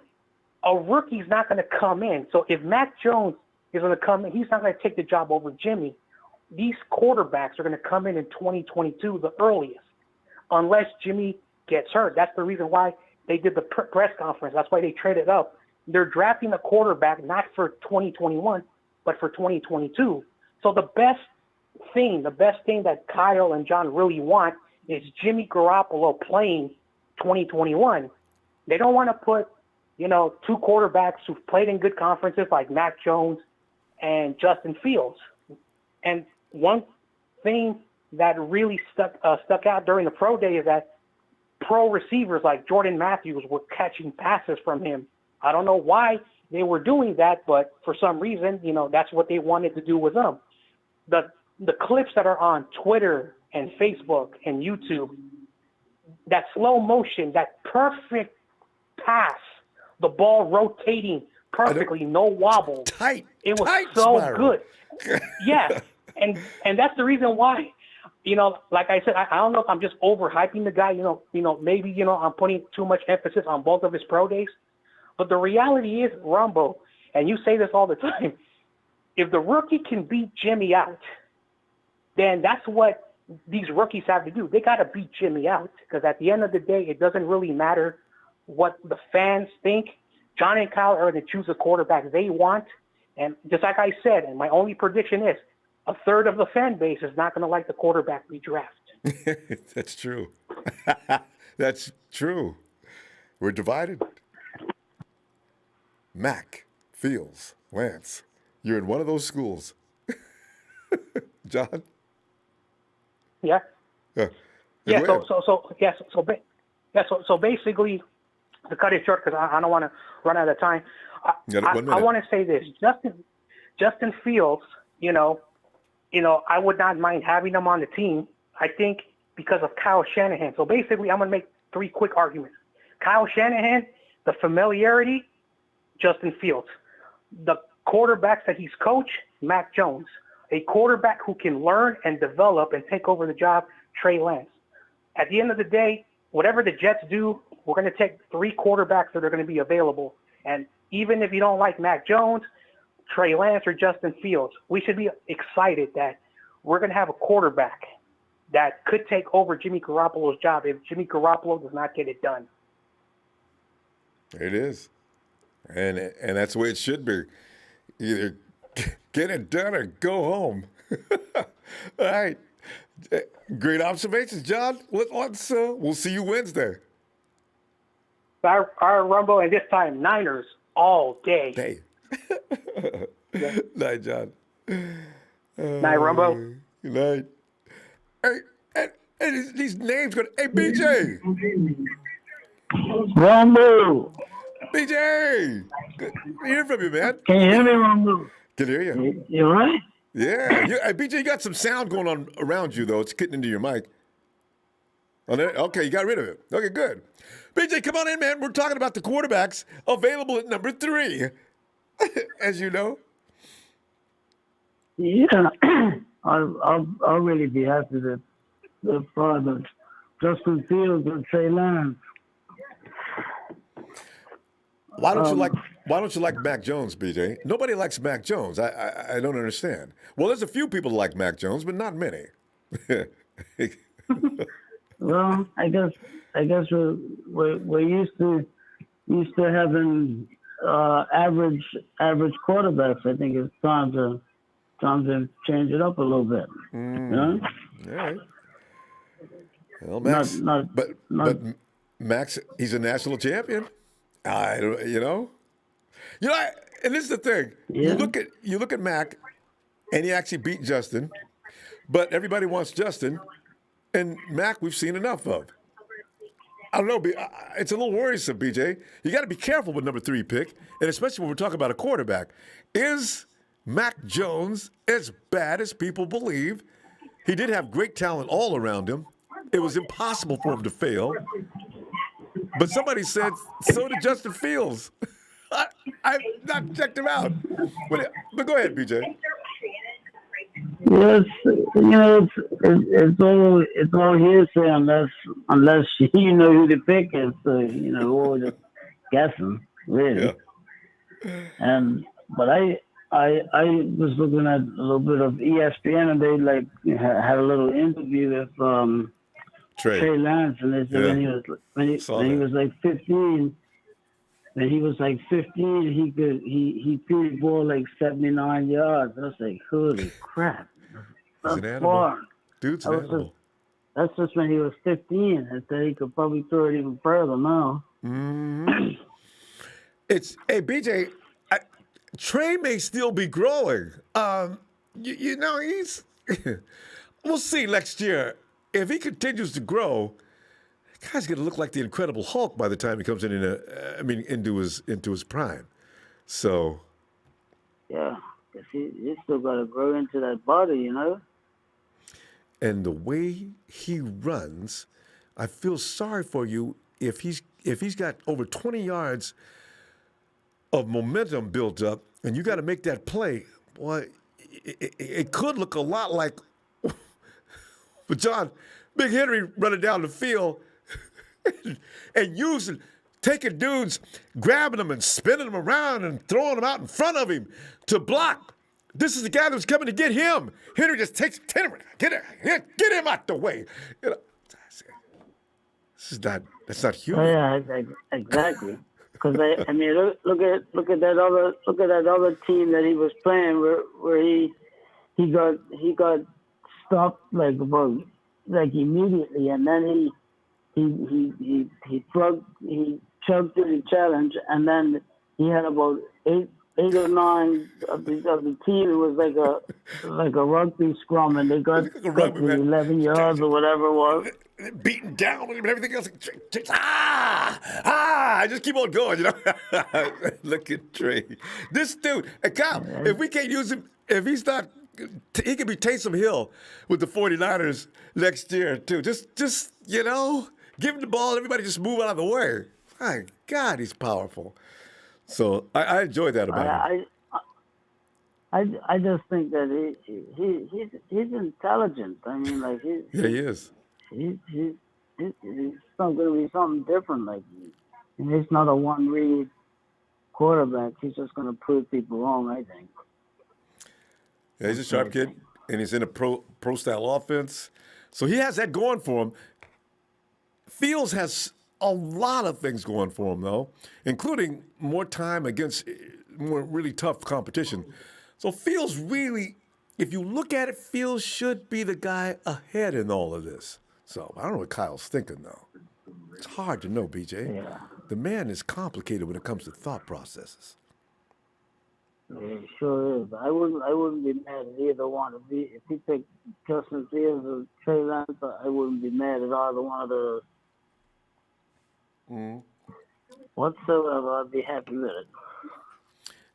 They're both good choices. For sure, they look good now. Let's see if that translates to the NFL so we can all say, yes, we got the right guy. Because, BJ, every year, some of the worst quarterbacks in the draft are in the top 10. You get a guy that's in round 2 or something like that, or late in the first round, best quarterback in the draft. Nobody's seen it. So it's real scary picking at the top. Well, maybe this year we'll change that trend. I hope so. Hell shit too. I think the 49ers deserve another Super Bowl. You know. Oh yeah, we got to get back. Yeah, We got enough. We we just need we healthy. If the 49ers should stop getting wiped out by injuries, I still think they can compete no matter what. So, BJ, out in Bermuda. BJ, let's see you Wednesday. Good to hear from you again. I ain't heard from you in a while. Let's if you get a chance, yes be looking for you Wednesday. yes no problem, Ronbo. Thanks for taking the call from me. Always a pleasure. Talk to you later. And Thank you. Cool. good night. Hey, night to BJ. And here she comes, the crown princess of TNT. She is Denise. Hey, Denise. Hey, Rombo. Oh, Denise, as you know, Trey just got through wowing people as people actually overreact to pro day like they do. But writers get busy right away. Yeah. And some have Trey being a lock to come to San Francisco. And like they didn't see anybody else's pro day. He's a lock, especially Matt Lombardi, who lost his mind the other day before today. So, you know, Denise, has your mind changed? Honestly, I've been in both camps from the start. I won't be mad at either. Everyone knows who I don't want. Like, yeah, I don't want Macaroni Jones. Sorry. Yeah. I don't care if he can throw an accurate ball. He can't throw a deep ball. Yeah. And the boy doesn't know where the gym's at. So, Yeah. and it cracks me up that the people who don't like Jimmy are clamoring for Mac Jones. I'm like, I got news for you. He is Jimmy. So I don't know. Jimmy like, may be a little better. You know what? It's behind that championship, I Denise. I think Jimmy's better than Mac Jones too. Yeah. That's my point. Is the people who are like Mac Jones. I'm like, you're the same people who don't like Jimmy. Yeah. So sorry, I have a hard time understanding that, but that's just my opinion. It's gonna be fun watching wherever Mac Jones go. We're gonna be watching Mac Jones as hard as we watch our own quarterback. Watch because everybody wants to know. Okay, it looks like Mac had the dude had weapons like the Pentagon has never seen out there, right? So you know you can't fail. Offensive line, they would kill people trying to get at Mac. So let's say if he goes to another place, does that still continue to be the case? Okay, I have a couple nuggets to drop. So so I found this really interesting. Someone, you noticed how there was no pictures of Kyle Shanahan, right? No pictures, no videos, no nothing of Kyle Shanahan at Lance's pro day. The 49ers. The 49ers told the football media that were there, the college media, they did not want any pictures of Kyle Shanahan or John Lynch at all. There were to be no pictures of them taken. Denise, where did you get that information? You know what? That makes sense because last time at Justin's, it looked like it was all about Kyle and Justin out, just cutting it up. So where did you get that information? Someone from NDSU or whatever the name of that school is, someone posted it, that they were told they were not allowed to take any pictures of them. And I find that very interesting that they didn't want any pictures because people draw taken conclusions. of Kyle Shanahan there. You know how secretive those guys are? And they don't want you knowing nothing. Don't be thinking. Yeah. And here's another thing that I found extremely interesting too, is that Joe Klatt, who is a college draft analyst, he said, now he looks at everybody, not just QBs. He looks at all of them, like running back. He's in the college ranks. That's what he does. He's a draft analyst for college. He said, his words, not mine, that Mac Jones is a reach at 3. Wait. Did you use the word elite? No, I said reach. Or reach. Okay. So he said Mac Jones is a reach at 3. And so the other comparables, just for people who want to know, for the Mac Jones truthers, is Truth. he's being compared to Jared Goff, Kirk Cousins, Matt Schaub, and Matt Leinart. Those are his comparables for the NFL. Well, yeah. I mean, And I'm sorry. What did McVay just do? I think he got rid of Jared Goff. Did he not? yes, he did, and it was not So under do we want happy the next? circumstances. Do we want the next Jared Goff? No, I don't. We've seen enough of that. Ah, man. So, it's the mold thing, and that's why the media doesn't know what's going on. And that's why Kyle says, listen, I don't want any photos or pictures of me grinning and cutting up with Trey Lance, guys. I'm telling you right now, don't do it, or don't. So don't. Kyle wants everything to stay under the cover. Yeah. I'll be shocked if it's Mac Jones. I really will. I think it's either Trey Lance or Justin Fields. I think Justin Fields is more ready now, but I'm still in the camp of keeping Jimmy and letting the rookie sit and learn. Not unless Jimmy gets hurt. And that's I really do think, I'm not sure why Mac Jones was given to the 49ers other than the reasons you just gave, because the media needs to not be so naive. This is going to be, we're going to find out though, Denise. Denise, we're going to go, we ran out of time. Denise, you're always such fun that the time just clicks out quickly. But we got to go. And well, thank you. And I did watch my mouth. Yes, you did. You're just wonderful. And you know what? The information you dropped us tonight about what went on at North Dakota State, that was awesome. I loved it. Thank you, Denise. All right. You're welcome, sir. We'll see you Wednesday, okay? Have a good rest of your night. Yes, okay. You too. Thanks, Denise. Bye. Bye-bye. You're welcome. And hey, Slacks, he says, hey, Ronbo, let's say the Jets take Fields. Then who do you think we're taking, Lance or Wilson? P.S. Can't wait to see Frank Gore get his gold jacket. Frank's, yeah, he's already. Wow, that's. Wow. That's a tough call. That really is a tough call. Lance versus Wilson. Well, here he comes. This is perfect. Denise just got through, and here comes, well. It's a big show. It's a big show all tonight. So come on in, man, and defend your position as to why it is that the people have confused themselves. They have confused themselves tremendously. I don't know what tape or games they're watching, but this Mac Jones slander is absolutely ridiculous, Ronbo.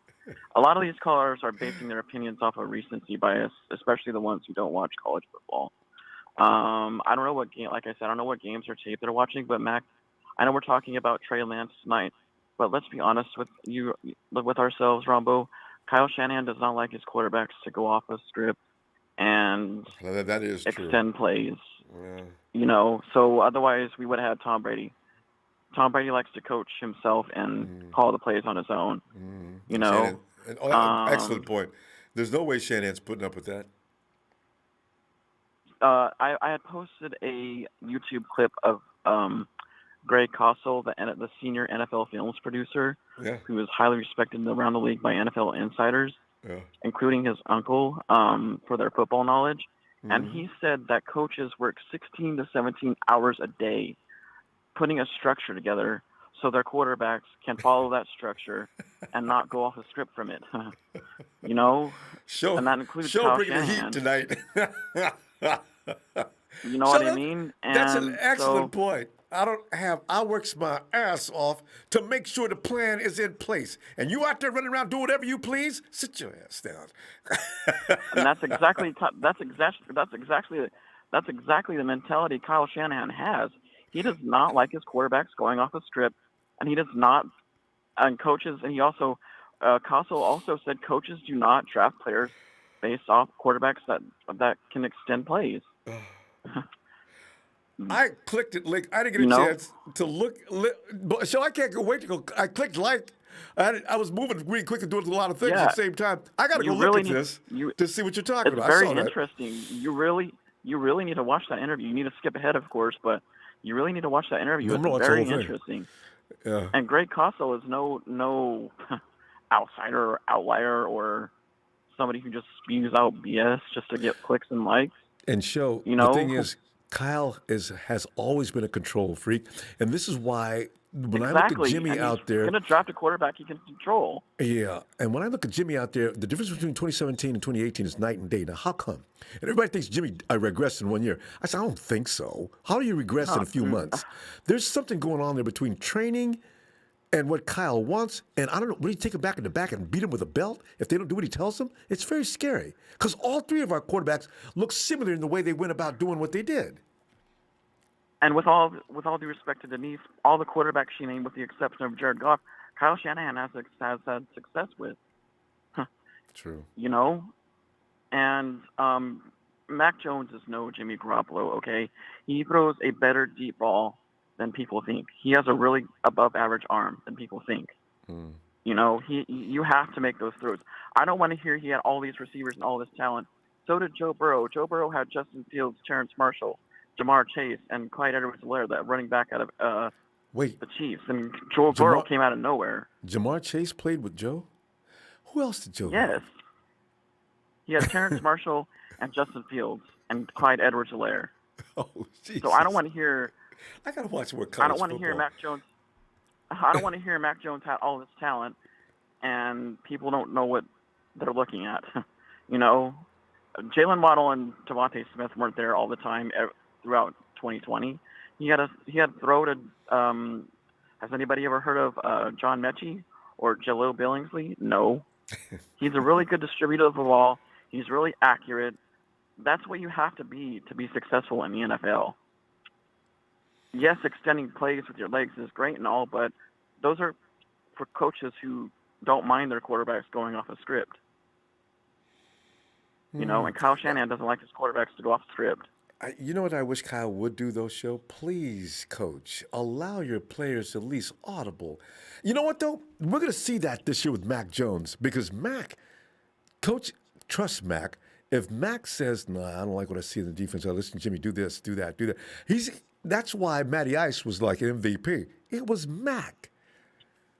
So that's a good thing. A lot of people think Mac Jones is this. A lot of people think Mac Jones is this hillbilly kid from Alabama who likes beer a lot. He's not. He's a 4.0 GPA student with a master's degree. I mean, come on. Hey, so is Mac from Bama? No, from Jacksonville, Florida. Oh, okay. Well, you know, so it's you know, people are giving him a lot of. Slander's got to stop. Yeah. Even Sage Rosenfels, one of Kyle Shanahan's close confidants and a former quarterback of his, said that we're not drafting Mac Jones back in March 21st of 2021, and I agreed with him back then. And all it took was him to go rewatch Mac Jones, and he said the 49ers could take Mac Jones at 3 today. He just said that today. There you go. Show. Excellent timing. I love when you come in here the slander and do needs that. to stop. There you go. Show's bottom don't line take is anything from these pro days. They're nothing but T-shirts and short days. So calm down. This call is being recorded.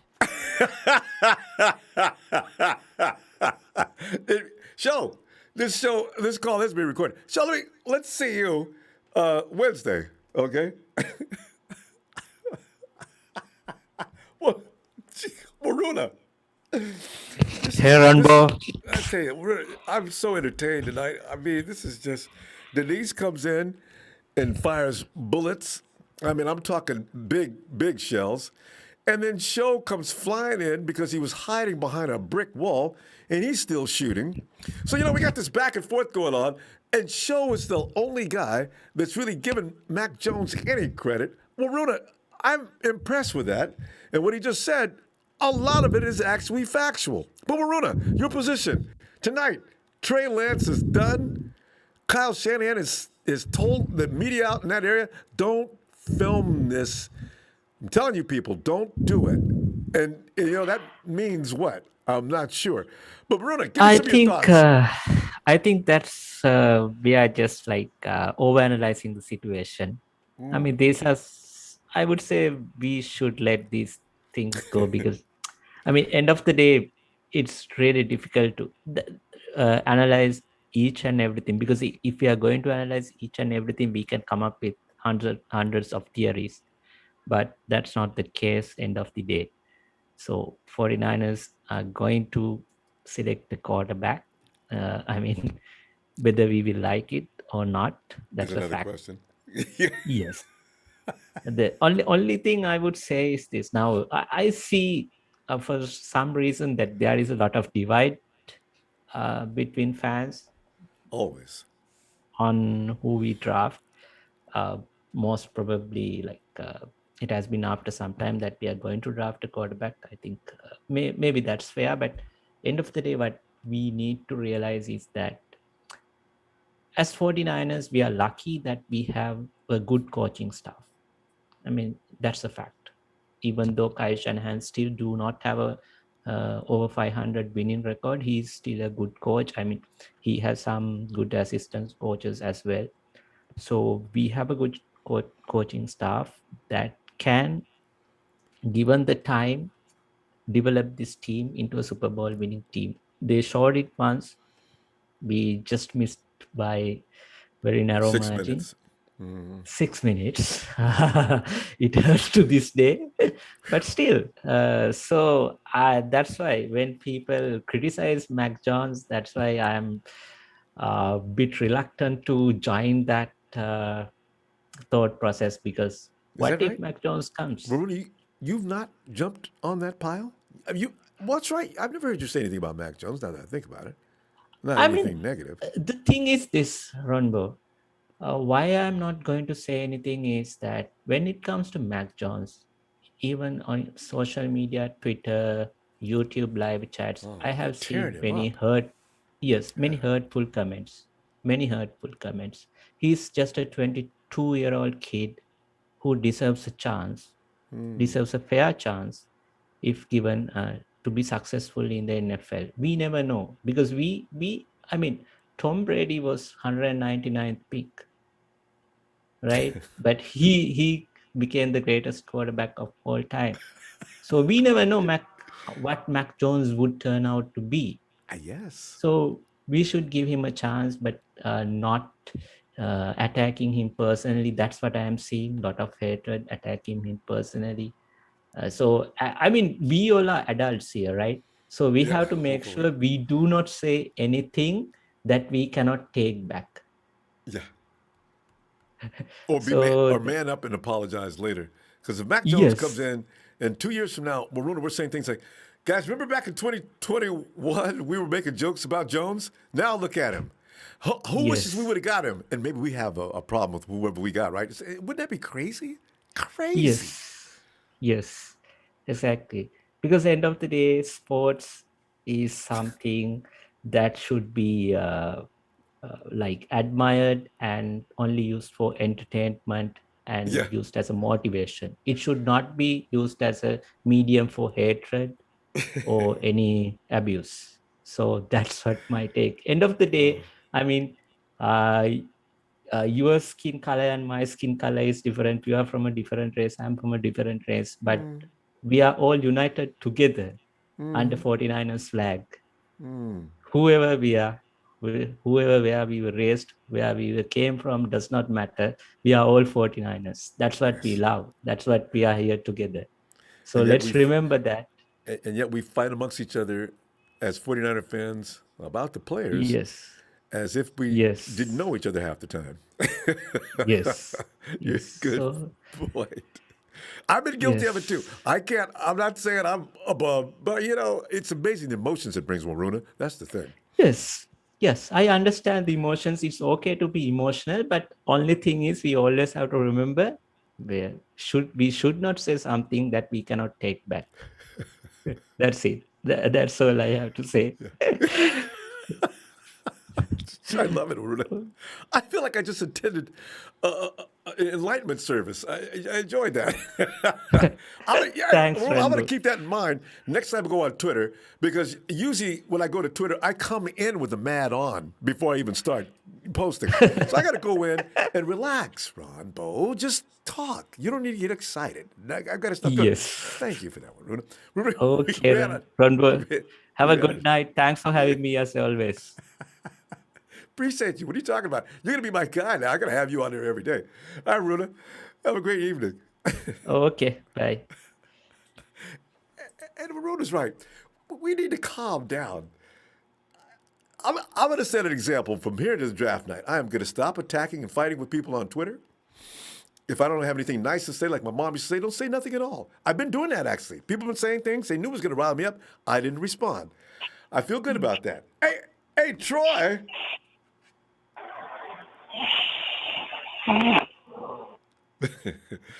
Troy.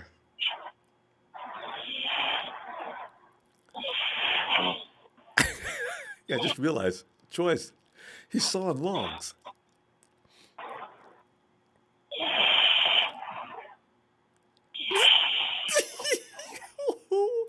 Troy, lullaby and good night.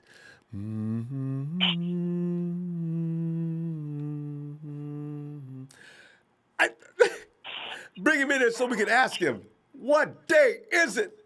Norm! It's, guess what day it is? I don't know what day it is anymore. Yeah. But I do know what day of the week it is. There you go. It's Niners all day. Yes. Welcome to Monday Night Raw. What's going on? I ain't really been paying attention to what's been going on lately. What's happening? I got to tell you, Denise and Big Show back to back. Denise came in and talked about Mac Jones needs to play a different sport, just about. And Big Show came in and battled each and every point and made it sure that we have made a mistake about Mac Jones, that when we talk about Mac Jones in negative fashion, we are uninformed, that Mac Jones is going to be a premier quarterback, most likely in the NFL. He didn't go that far, but it made it, you know. But Norm, it was about Trey Lance today. So you can hit upon anything you want to. And also remember, where Runa just enlightened everybody, we need to learn to behave. Norm, there's no hostilities are out of control. We need to check ourselves. And if you say anything, be prepared to apologize and take it back.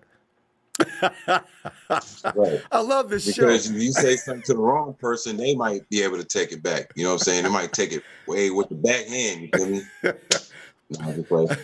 No, that's not it. But you know what? But this ain't for y'all. This ain't for y'all, though. But this, what I'm about to say, is for everybody on the channel, though, because we all been talking about quarterbacks for a long time. Yep. And today is a day that I celebrate one of the good quarterbacks that came on these Niners and did their thing. It was one of the top. The last time we went and got a first-round draft pick. Alex. That's my guy right there, man. You feel me? And I remember what was going on the whole time he was there. Remember 2011? You know, we had a dismal time around, you know, when he was all the way there. You feel me? Frank Gore was doing his thing, but, you know, the Niners wasn't really that good until about 2010, 2011. Yep. And Jim Harbaugh came in there, you know what I'm saying? And Alex Smith did his thing. He had good years. And then he picked up Kaepernick. Feel me? Remember, we had a mobile quarterback, and then we had a pocket passer all on the same squad. And remember that time? That was the year the Niners went to the Super Bowl that year. That was the last time the Niners, and with a cool ass O-line. And Jim Harbaugh was just sitting there like, yo, this is a win-win right here. When Alex Smith went down, Cap came in there, and you know what I'm saying? It was like the team never stopped. The motion kept going. Hey, and when Alex Smith got better, let me ask you a question about Cap that. was still in there. Alex Smith like, yo, do your thing, bro. Get your reps up. No, just a nostalgic question. Had Alex not got hurt and stayed in there all season, was that trajectory going to continue? Were we still going to get to the playoffs? Yeah. We still got to the playoffs for surely. Because Alex Smith, the game before Alex Smith got hurt, he had an almost perfect game. It was against the Cardinals, as a matter of fact, in Arizona. Spanked him. And Alex Smith had one. He had a day. He had him a game that year, and then he got hurt against the Rams. Cap stepped in. He was, you know what I'm saying, at least got us a tie. But then after that, bang, feel me? It was gone. Yeah.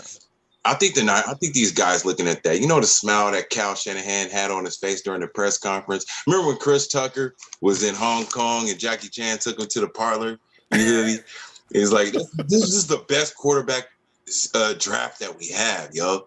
Like he can go in there like, I like her. I think her too. She go with feet. I know.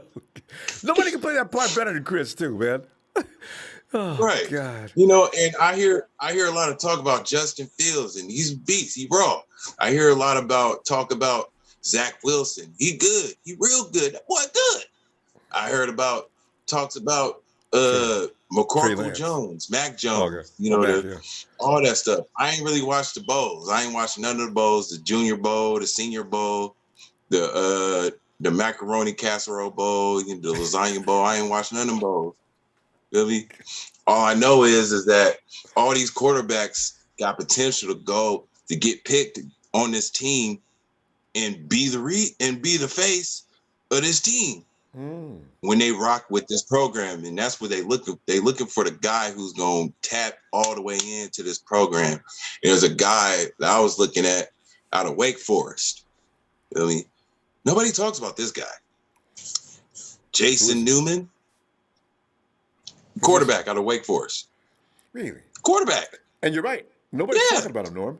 Is he good? Nobody. Sleeper. Would you pick him in the first round? I would pick him in the third or the second or the third for surely. If he's that good, I wish nobody's going to pick him. Nobody's going to pick this guy in the first round. Let everybody get caught in this genjutsu about Justin Fields and macaroni and cheese and first round all picks. that stuff. It's always dangerous, Norm. Good point. Give me Kyle Pitts at number 3 and trade them picks, go down and get some more picks and retrieve those first round picks. Give me an edge rusher at first round. Give me a quarterback. Give me a coach. Give me you feel me? Give me a referee. I don't care. But draft a referee. It would work. Like it's like I understand what Ramuna was talking about. Like there's so much controversy behind things that us as fans, how much control do we have over that other than our compassion and our energy? Yes. You know what I mean? And the things that we see based on what we know and how we perceive things to happen. You feel me? I ain't gonna talk about how you feel because I don't care how y'all feel. Anyway, hey, but Norm, you know what? You spend way too much energy making yourself crazy, and I don't know if that's healthy or not. So you know, it's something to think about.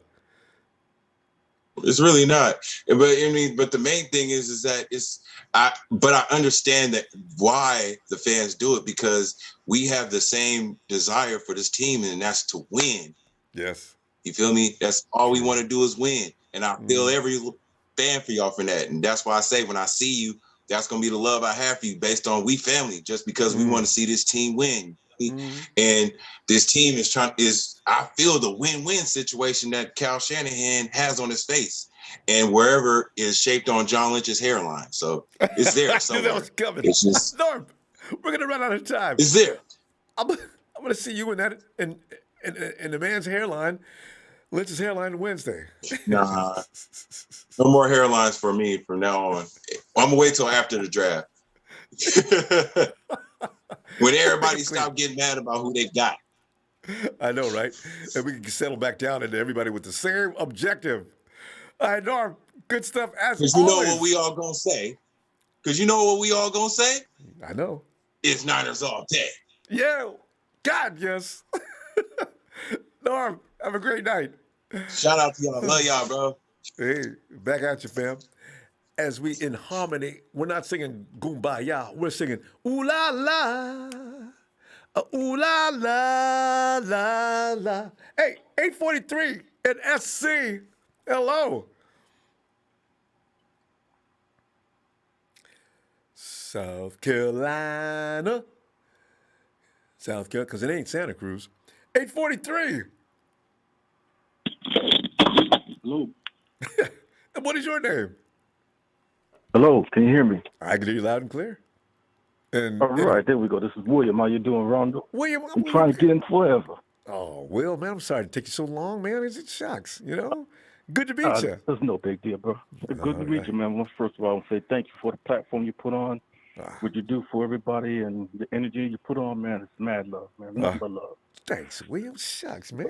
Shucks, thanks. Hey, man, y'all covered so much today, man. I don't even know where to start. I know, right? It's been pretty funny today, but there's been, you know, Mac Jones. Not many good things get said about Mac Jones on this program.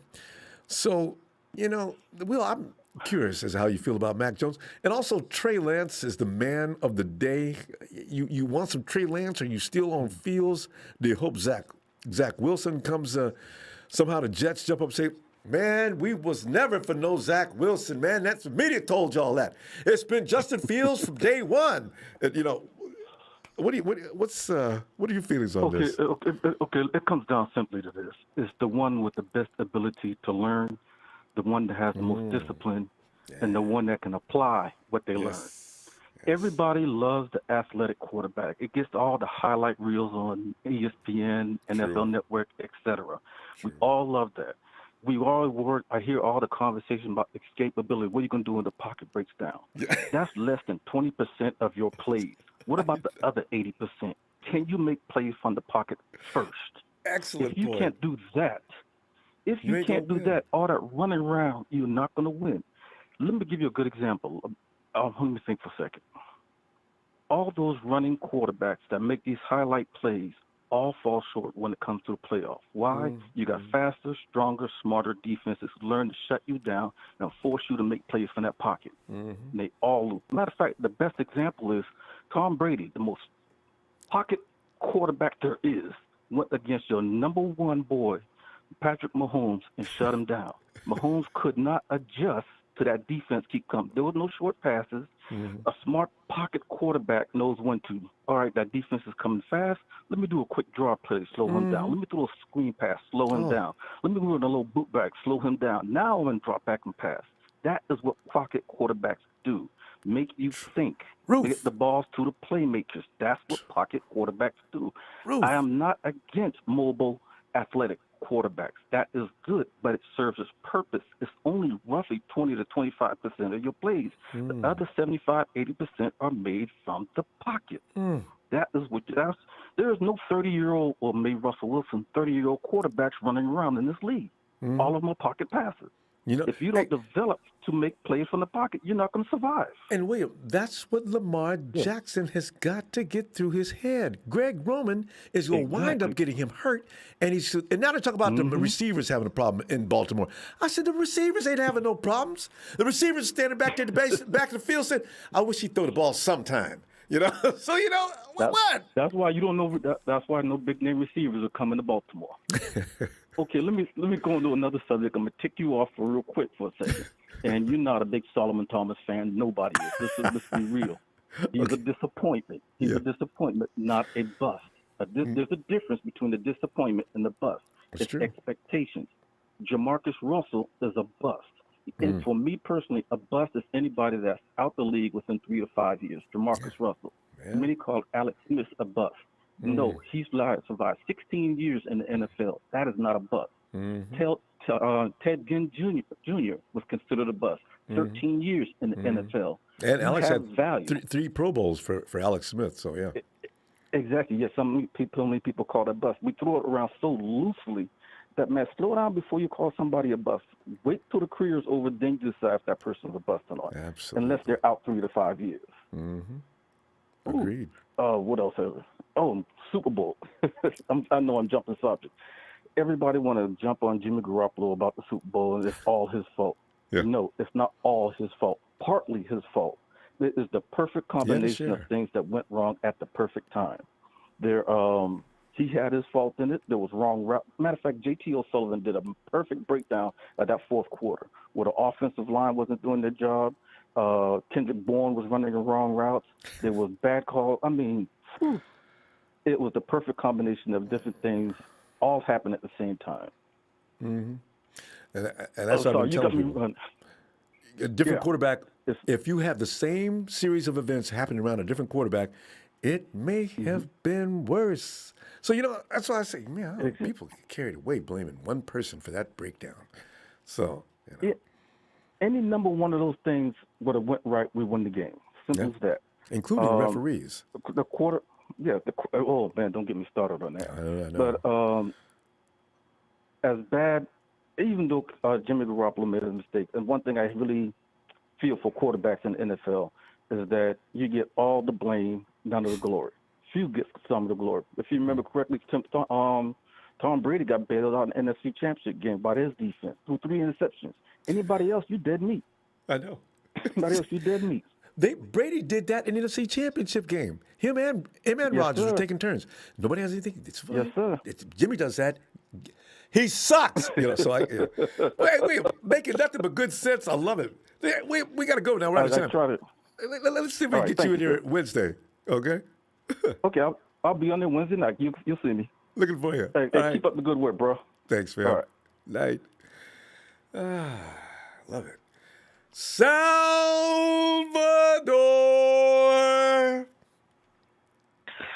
RONBO. Red and gold radio. Sal. So Sal, how you doing tonight, man? It's somebody says it's Trey Lance Day, and because we're not, Sal, you know what I like about this? We're not going to be doing quarterbacks every year, so this is really a special year, especially for the draft. Next year, of course, ain't no telling what we'll be looking for, but we won't be picking that high in the draft. We better not be. We're not getting injured this year, Sal. We are not going down to 80% of the team on the bench in pain. No high ankle sprains. Oh. But Sal, what do you think? Hopefully. Yep. But you've heard some of the testimonies tonight. Big Show came in with a great defense, and Denise prosecuted Mac Jones. Show came in and defended him. And Waruna told us to all chill out and stop being hostile. And they just had William that made sense about everything about mobile quarterbacks. Sal, take some of this. And what do you got to serve up tonight? Well, Ronbo, I want to take like a minute real quick to give praise and thanks to, what's his name? I've been seeing him on here and on Grant Cone. Is it Oruna or what? Oh, Waruna. Yeah. Waruna. Yeah. Waruna's All right, awesome. Ronbo. We got blessed. The human race, we got blessed with Gandhi, Nelson Mandela, and Waruna. God damn, like those guys. Put Martin Luther King in there too. Hey. Waruna's right up there, buddy. Yep. I love him. Yep. Because when we were talking about tonight, Waruna came in with that, I was delighted. Right? Yeah. I didn't see that I thought coming. what I was doing. I'm over here playing video games, and I'm just listening. And he's going deep into thoughts, and that's a gentleman that I would love sitting down at Levi Stadium and watching a football game with. Because we're not going to be, we're going to be dissecting the game, having casual conversations, and differences of opinions here and there. But that'll be a great experience. To catch a game with Waruna. He's a great caller all the time. He's also he calls in, he video chats onto Grant Cone. I see him there a couple times. So, he's a great gentleman, great caller, great insight, too, 49er insight. And that's what we need to do. He said a couple things. We're all family. Yeah. And don't forget that. Skin, take the race, the skin, the age, the gender away. It's all 49er football, all 49er love. So don't get, too caught into the moment because this draft happens, I've seen 4 years of it now. Everybody starts beating the shit out of each other, calling each other wrong and every year, calling each other wrong and right. At the same time. We all here for the same goal, and it's to bring home that Lombardi. And we gotta find out. We were so close with the version 1 that Kyle Shanahan rolled out, but we gotta tweak it out. And Ronbo, I love being right. Because last week I called in and I said we were all gonna fall in love with Trey Lance's pro day, and damn, I hit it. I hit it. We all love his pro day. He is special. His form, that boy's technique. He got the look. I was chopping it up with Teron Lewis in the chat. This boy's 20 years old. He's a project, but we're not asking him to start week 1. And if he does start week 1, it's because he earned the starting position. He beat Jimmy. Great point. And that's gonna be Because Sal, when he's 22 and 23, all the seasoning he'll have had, that dude is going to own the NFL wherever he is. If he's not with us, he's going to be bad, as you can tell. Yeah. Yeah, and this quarterback we take at 3, whether it's Fields or Lance. I'm not saying it's going to be one or the other. With Fields, it's a win now mode. He's definitely that athletic type of quarterback, high profile. He's supposed to start, and he's supposed to come in, and it's going to be Super Bowl or bust if we draft Justin Fields. We're not going to have that window where we could say, oh yes, we're still developing. Yes, we are in win now mode, but we're still developing for the future. That's the road with Lance. With Trey, with Fields, we're going to find a way to move Jimmy out. And go against the word of what we told the fans and what we told the media that we're gonna go with Jimmy. He's gonna get moved if we get Fields. But do you think Fields is that good that you can really relax and think he's gonna just come in, his game's just gonna translate immediately to the NFL though? Well, that athleticism takes you a long way. A caller did point out today that he did not succeed in Georgia's pro style offense.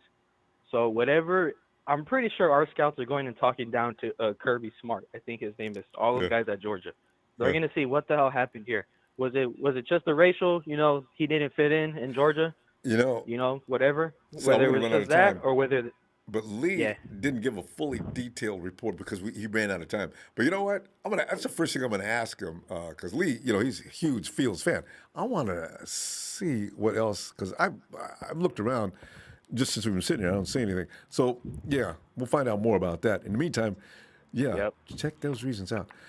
Sal, we're going to go, though, because I got to get out of here shortly. And we'll see you Wednesday. All right, Ronbo, you have a great night. Thank you for setting up this platform for me. Hey, hang in there, pleasure. Ronbo. 9 more days. Yes, Lance to the Bay. Trey to the Bay. It rhymes. Good night, Ron. All right, Sal. Yeah, night. Trey to the Bay. Yeah, Trey to the Bay. All right, good night. Night, fam.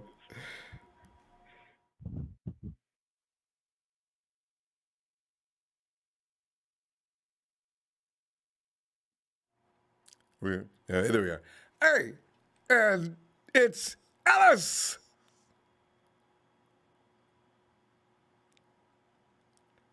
Ellis.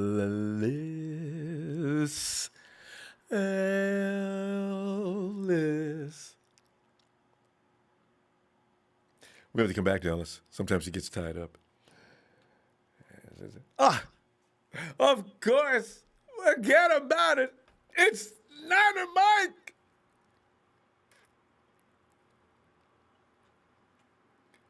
Or is it about all of it, Ronbo? Niner Mike, man. Forget about all of it. Yeah. Let me tell you, it's been a show tonight, Ronbo. Boy, hilarious. You got all kinds of characters on here tonight. You know. It's so funny.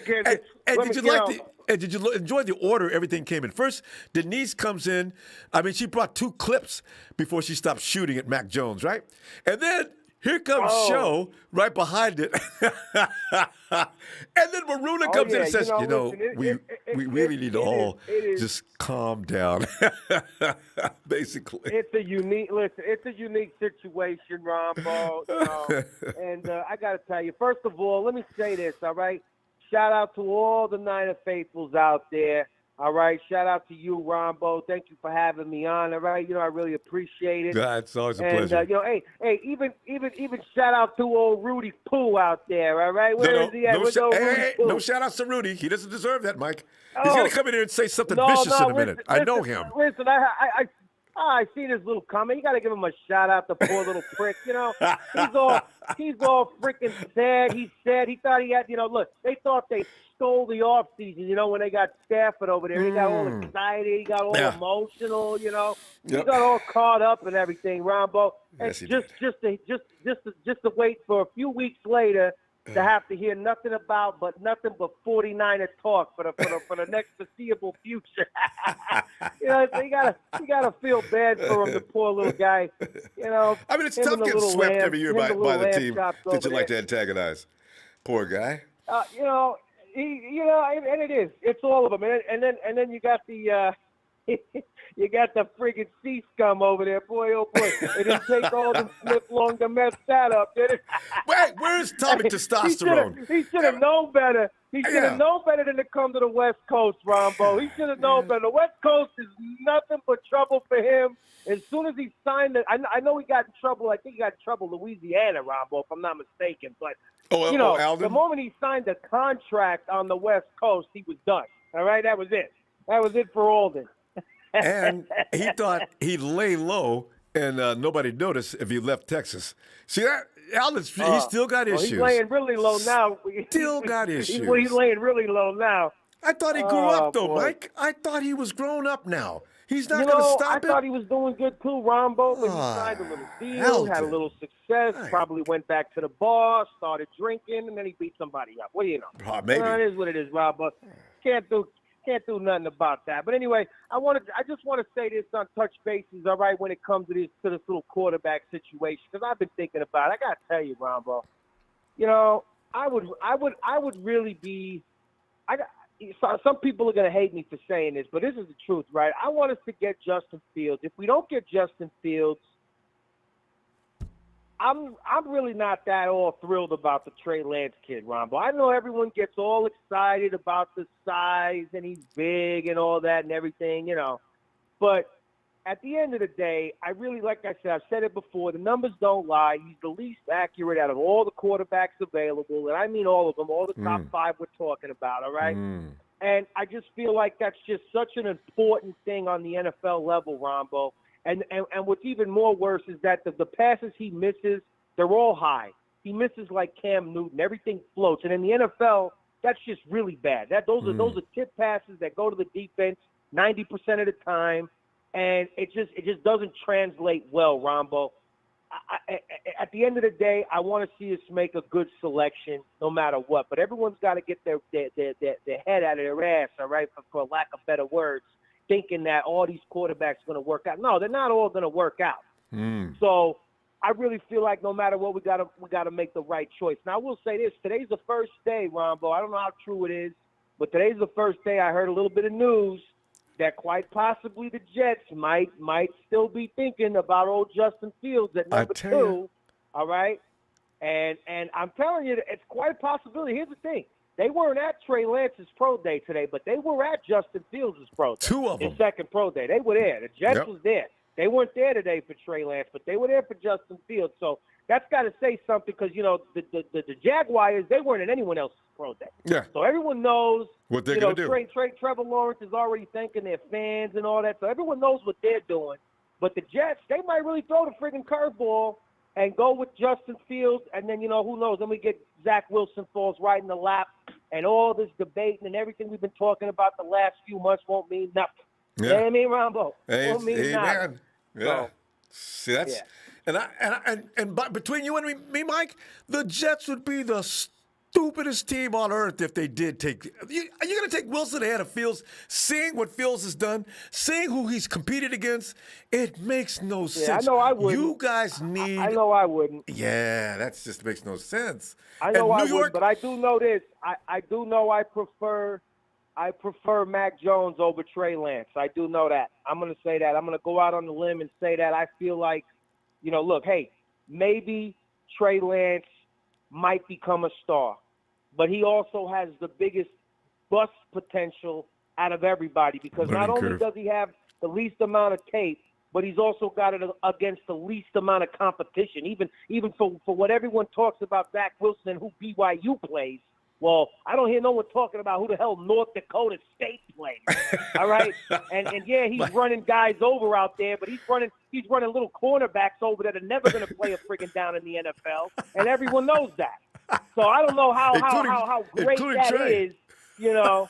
So I'm just being honest. Everyone talks about how great the kid shines. All right, well, you know, he's supposed to shine, especially when he's playing against 90%, 99% of guys that are never going to play on Sunday. Good point.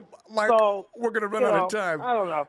But All thoroughly right, entertaining. Ronbo. Well, hey, I appreciate you as always. And again, we got to have our faith, and that's why they call us the faithful, right, Ronbo? We got to be faithful to make the right choice. Please. But I better not friggin' screw this up, Ronbo. I swear they better not. I couldn't take it. My friggin' heart couldn't take it. All right, you have a good night, Ronbo. I'll talk to you on Wednesday, all right? You too, Adam. I can't wait.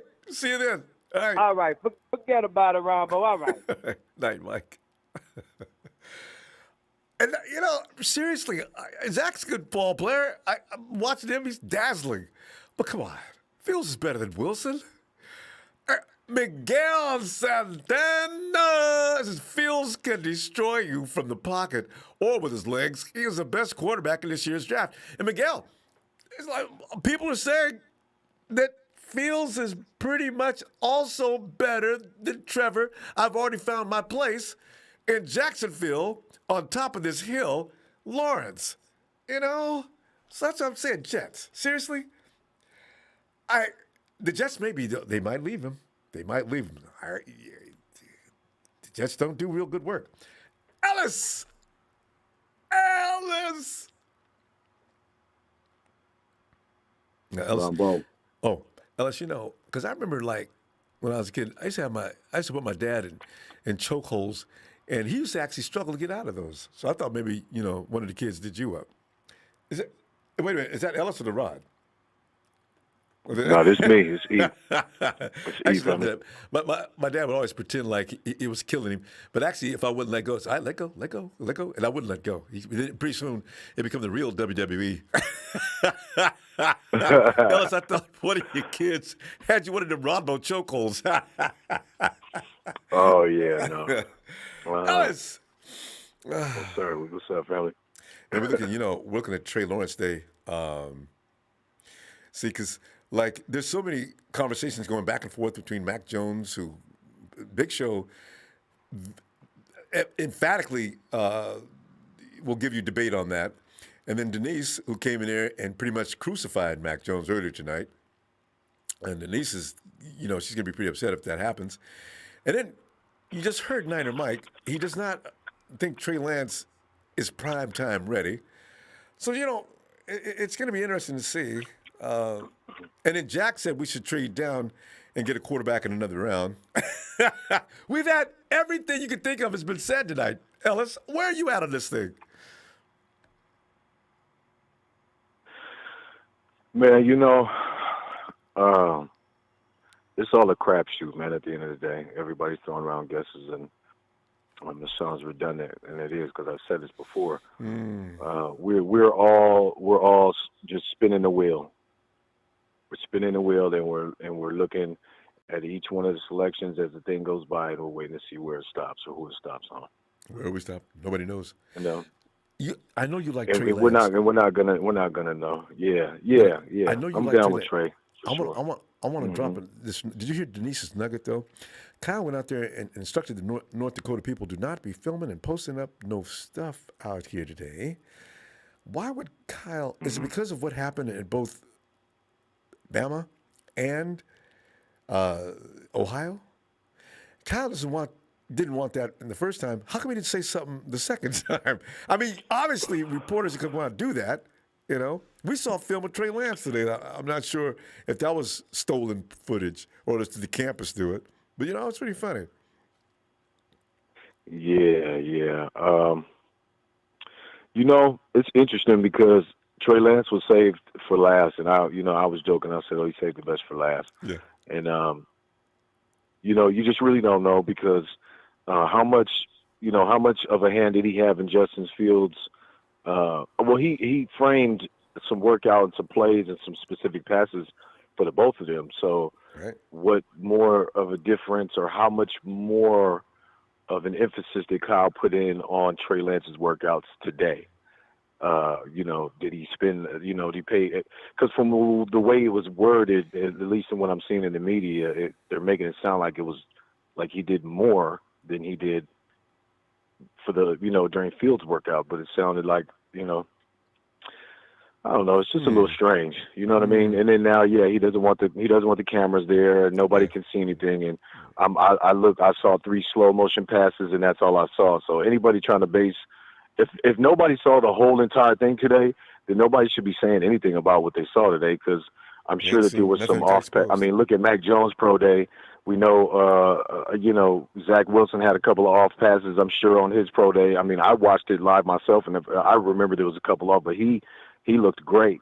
I will say that he looked They ready. always do. You know It's what I pro mean? day. They've been And practicing. I won't take rehearsing. that away from him. Yeah. Well, shit, Mac Jones didn't. But anyway, that's the sad thing. Moving Mac along, probably did. moving messed along. up anyway. But yeah. But Justin looked great. Doing his thing, and there was a lot more footage we got to see from him, and I'm sure he had some off passes as well. So I don't really know, man. It's kind of just it's kind of crazy how all this stuff is happening right now. And what if Kyle ends up, what if Kyle does end up getting Mac Jones after he did all this and put all this emphasis on these last two final players that a lot of us are looking for him to pick? He's gonna I mean, it's going to be. Ooh, that's gonna make some. You know that if he does, and how's he going to make up for it? How can you make up for that? You know what I mean? Just have to hope Mac works out. That's all he can do at that point. You can't draft Kyle Pitts or anything after that, So. Oh, I know, right? That's what would piss me off. I said, Kyle, you wouldn't got Mac. You could have got Kyle, man. Oh no. Yeah, he's going to tear. We're going to be talking about him for the next, 10, Pitts? 15 more years, man. Oh man. He's going to come in. He's going to come do some dirt, and we're going to say, oh, we should have. Oh, we're going to be talking so much. You know what? You know what I mean? Regardless of really what happens, we're still going to be wishing, hoping, and missing the sights of what a Kyle Pitts would look like as a San Francisco 49er. And end up playing him with all in that some firepower playoff that we game. have. And he's the deciding factor. And Pitts goes up. It's a touchdown. 30 seconds left on the clock. Oh, no! We talked about this in 2020. I told you I wanted Pitts. I can just hear me going nuts. He's gonna break every rookie season probably record reception and yards record, and he's gonna do big things. At least that's what I hope for him, just because of how great he looks as a player, and he should have the right to have a season like that coming out because he's a great athlete. You know what I mean? So he's got that TO attitude too. I know when he talks, you can tell he's pretty confident. Oh man, there we go. Man. That's all right. Well, but how you feeling though? What do you think about it? I mean, that's we didn't get really much to see. I mean, have you seen anything more than 3 passes that Lance did? It looked like he did like 3 drops. They did a better job of locking this one down than they did Fields. I didn't see. Yeah. I saw him throwing that long shot. Yeah, that's it. The first pro day you saw a little bit more than you saw today. Today they act like it was like Fort Knox out there. They just locked it down. Yeah. So that's what I mean. That's a little suspect, to me. And of course, because of the media, and they didn't want to probably put too much emphasis on Kyle. But like he said, when you move up to number 3, you don't really got to worry about trying to hide from anybody anymore. And so what the hell's going on, Kyle? Yeah, don't be posting up none of them pictures either. Ellis, we gotta go. Yeah. Let's see you Wednesday, fam. Good stuff as usual. Yes, sir. Yes, sir. Thank you, family. As always, man, make sure y'all hit the like and subscribe. Right now, we're trying to run those likes up because we probably got 400 or 500 in the chat, man. If we could match those likes, that'd be great for Brother Ronbo on the platform. So thanks, Ellis. It's for him. It ain't for me. So peace and love, family. Thanks, Ellis. All right. Looking forward to hearing from you tomorrow or Wednesday. All right. Yes, sir. And all right. And there's the Rod. Rod, thanks for that contribution. It's a big show. Big Show 2, Yao Ming 3, Rudy's Mom in the Dark 4, the Rod. Wait up. Rod 5, Trey from VA TNT Architect. Rod. For all the people who just mentioned, I hope you understand what Rod is cooking. Thanks, fam. And Rod on the phone. All right, Rod. Let me bring him in. I know.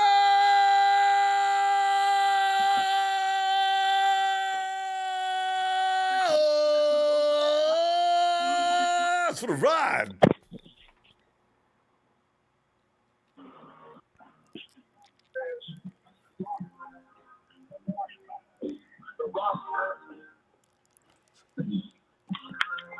The Rod says. Finally, the Rod has come back to Ronbo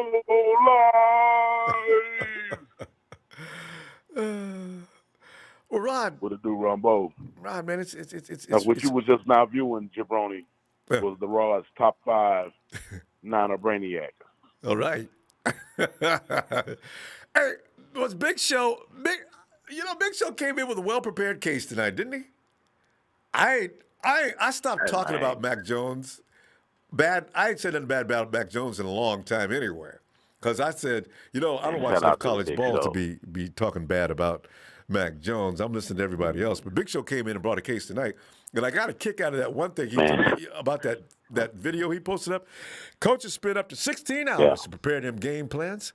They're not crazy about quarterbacks going out there and running their own show. You know what? There's a lot of truth to that. There's no denying that.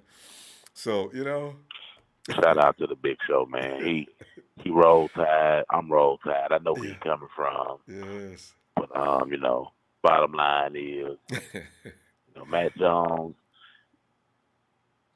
this isn't the college level anymore. So, I mean, Big Show made some good points though. I mean, let's give a man credit where credit is due. But we talking about that NFL dog. We talking about Khalil Mack. Yeah. We talking about Nick Bosa's. We talking about Chandler Jones's. Talking about your J.J. Watt. These guys, they trying to kill quarterbacks, man. Yep. So and they do. Yeah. If you're not ready, you get killed. Like they said in my movie, don't be a menace in the hood. If you can't swim, you bound to drift down.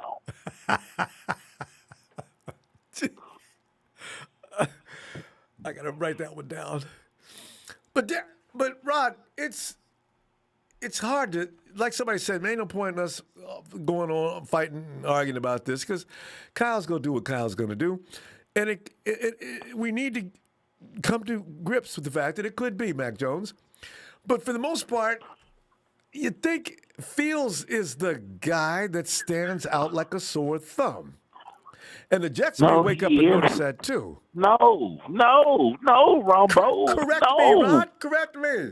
Justin Fields, man, look here, man. Let's call this SHITE, shite. Let's call it what it is, okay? Okay. You guys admire Justin Fields' ability to throw that deep ball. I know that's what it is. I saw the Super Bowl too when your boy missed Emmanuel Sanders. Okay, but Trey Lance throws that deep ball too. He can throw the deep ball too. But look, let me make something perfectly clear, Ronbo. Okay. This is the divide between the empire, man. I mean, this ain't just coming from a 49er fan. This is a guy who been playing football for 13 years when he could play. Okay. So look, real talk, man. I'm telling you guys what we all see here. Okay. Bottom line is, we want the ones that do. We want my boy Justin Fields because he has a strong arm. And there's no question about it. And it's an accurate one, the deep passes. But with Justin Fields, when it comes to short passes, he's not always what our system says is efficient enough. Because we don't be balling real in the NFL on every play. That ain't gonna happen. You get that butt picked off. And that's the truth. That's the truth. Look, he is an agile guy. He has the agility to make moves when the defense collapses on the offense, and the offense doesn't. The play that was selected is a play that was what most would call a busted play. He has the ability to make something out of nothing, and I won't take that from him. He has the ability to throw the ball down deep, but I mean, it's more to football than just the most exotic plays. Sometimes we just need a simple play. And I mean, I'm just being real, guys. That's true. Justin Fields isn't simplistic enough in the simplistic times to complete what we need. You know how sometimes quarterbacks go for the goal when all they need to do is just go for what the defense gives? That's a lot of people hate that, Rod. A lot of people hate. That's why people he ain't about nothing but yak yards. I say, yeah. Is that And I is that a mean, bad thing? moving on, Mac Jones. Let me make it quick, Ronbo, because I've been Real quick, talking a long because we time. got 1 minute left. You're right. But Go ahead. as far as Mac Jones goes, Mac Jones is a good quarterback when it comes to just playing the position itself. I'm not going to take anything from Big Show. He was absolutely correct. I'm going to say he probably, in my opinion, from the quarterbacks that played with Alabama, is probably number 2 all time. I still say, me, myself, that these guys are premature, the experts and all, who tries to downplay the ability of Tua Tagovailoa. The man is good, but I mean, he came back in a pandemic year with a hip injury, and he still had, I think, I was a 6-2 record. Okay, me personally, I think Matt Jones is right behind him. The difference with Matt Jones is this: he's not as athletic, but when it comes to the decision making, he may not make passes that are as precise as Peyton Manning. There you go. But he Rob, makes the ball catchable. There you go, Rob. We got to stop right there. I'm gonna look for your Wednesday. Excellent points as usual. All right. I'm sorry I didn't get it all out, man. I know. But I mean, I just wanted to address the crew, man. Give me that shout out, bro. You ready? I'm ready.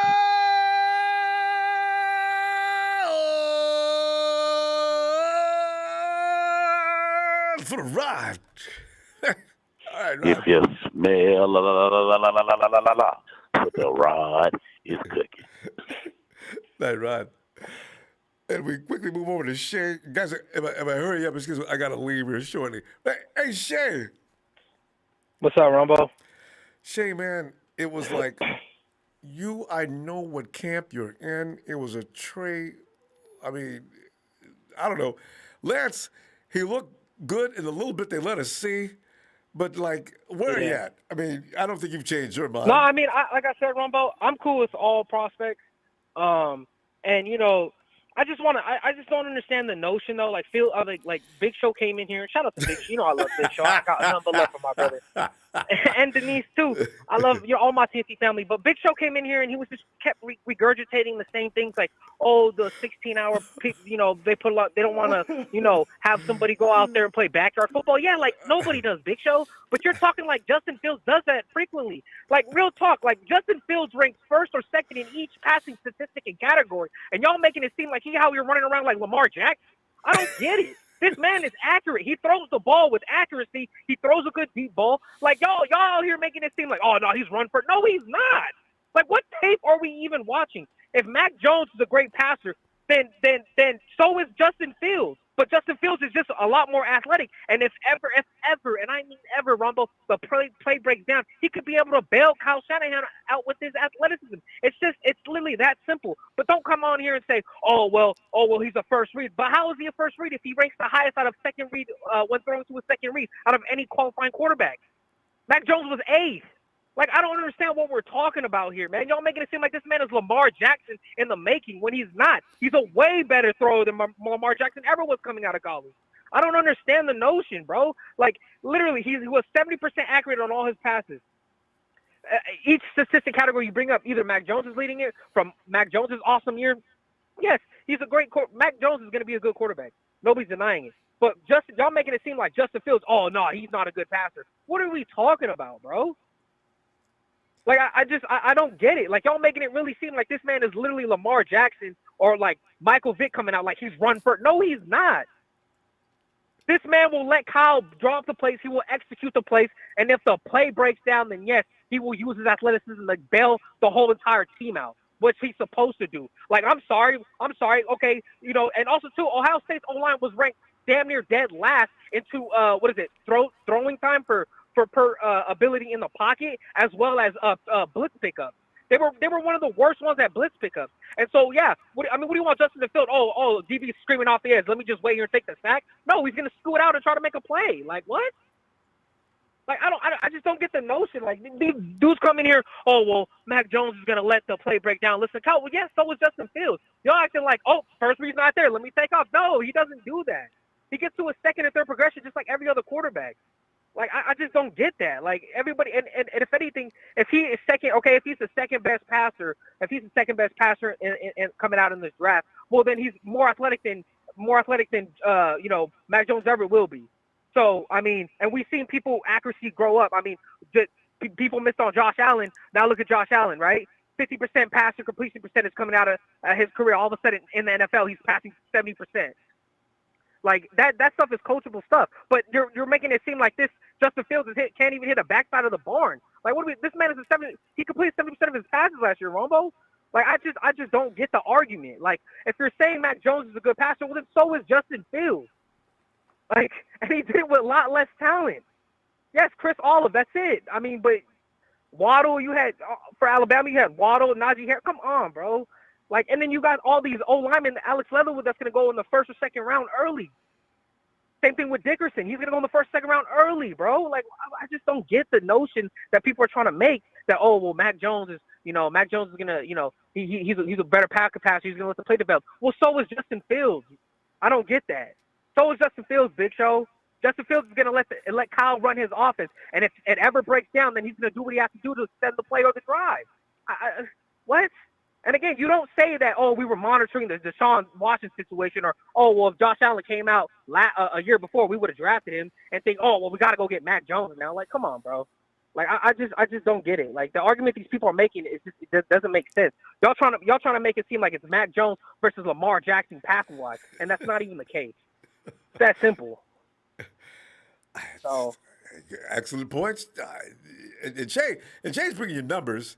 So it's not just personal opinion; it's numbers. It's not. So, It's not. I've already have all my stats ready for whenever we get Tony in here. But even Tony was like, yeah. I mean, we're it's not comparing. We're acting like it's a complete landslide in the passing game. Okay, if you want to give it to Mac Jones, okay, but it's not. It's slightly. It's not like it's freaking Lamar Jackson throwing the ball. Like, come on, bro. That's just so annoying. Like, people just out here throwing out random stuff just to try to make it stick to the walls. That's not doesn't fly with me, bro. Because I do my research and I watch my film, Ronbo. I'm sorry, I don't mean to vent, but I'm just like, that doesn't make sense to me, man. But shout out to my TNT family, Ronbo. I know we gotta go, but either way, I'm happy with Lance. I think Lance has the highest floor ceiling out of everybody. If we take him, we take him. I'm happy. Just anybody but Mac Jones, bro. So that's all I gotta say, Ronbo. You take it easy, brother, and we'll catch you on the flip side, man. Looking forward, Jay. I hope you feel better now. I do. Thank you, Ronbo. Take it easy. Thanks, Jay. Have a good night. Even after Waruna came in and tried to settle us down, we still have rage. Oh, and speaking of which, here comes McVay showing no mercy. Stafford unleashed in L.A., a.k.a. Rudy. Rudy says, shout out to the rod on his knees. Tommy Huxley, Rams' favorite shoe shine boy, props to the 49er Empire of last placers. And Rudy, the people's champ, is out. Rudy, it's a good thing, because if you stayed around here, you'd be for dinner. And lunch and leftovers for tomorrow. Rudy's, God. Hey, Twisted Eva, David. Hey, Twisted Eva. Fam, thank you. He says, Shay, it's facts of life. Yeah, Shay brought it home, didn't he? So we get, boy. It's, hey, oh, perfect. Russo. Here goes another perspective. Hey, Russo, you've heard, we've had it like, it's like one of those, during elections when they have those townhouses.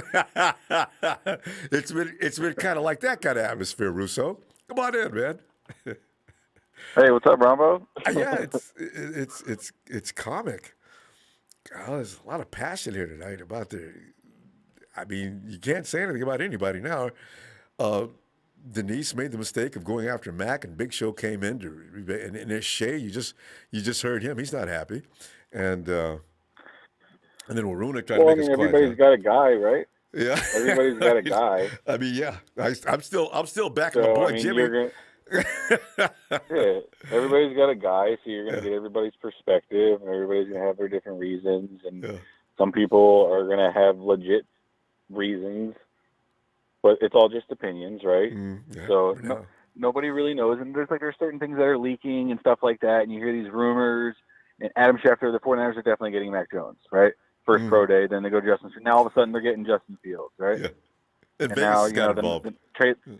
Yeah, so now everyone's got their different things, And I'm trying to solve the puzzle, and you can't really go off of anything you're hearing, right? Because it's all bullshit. Yeah. You can't really go off.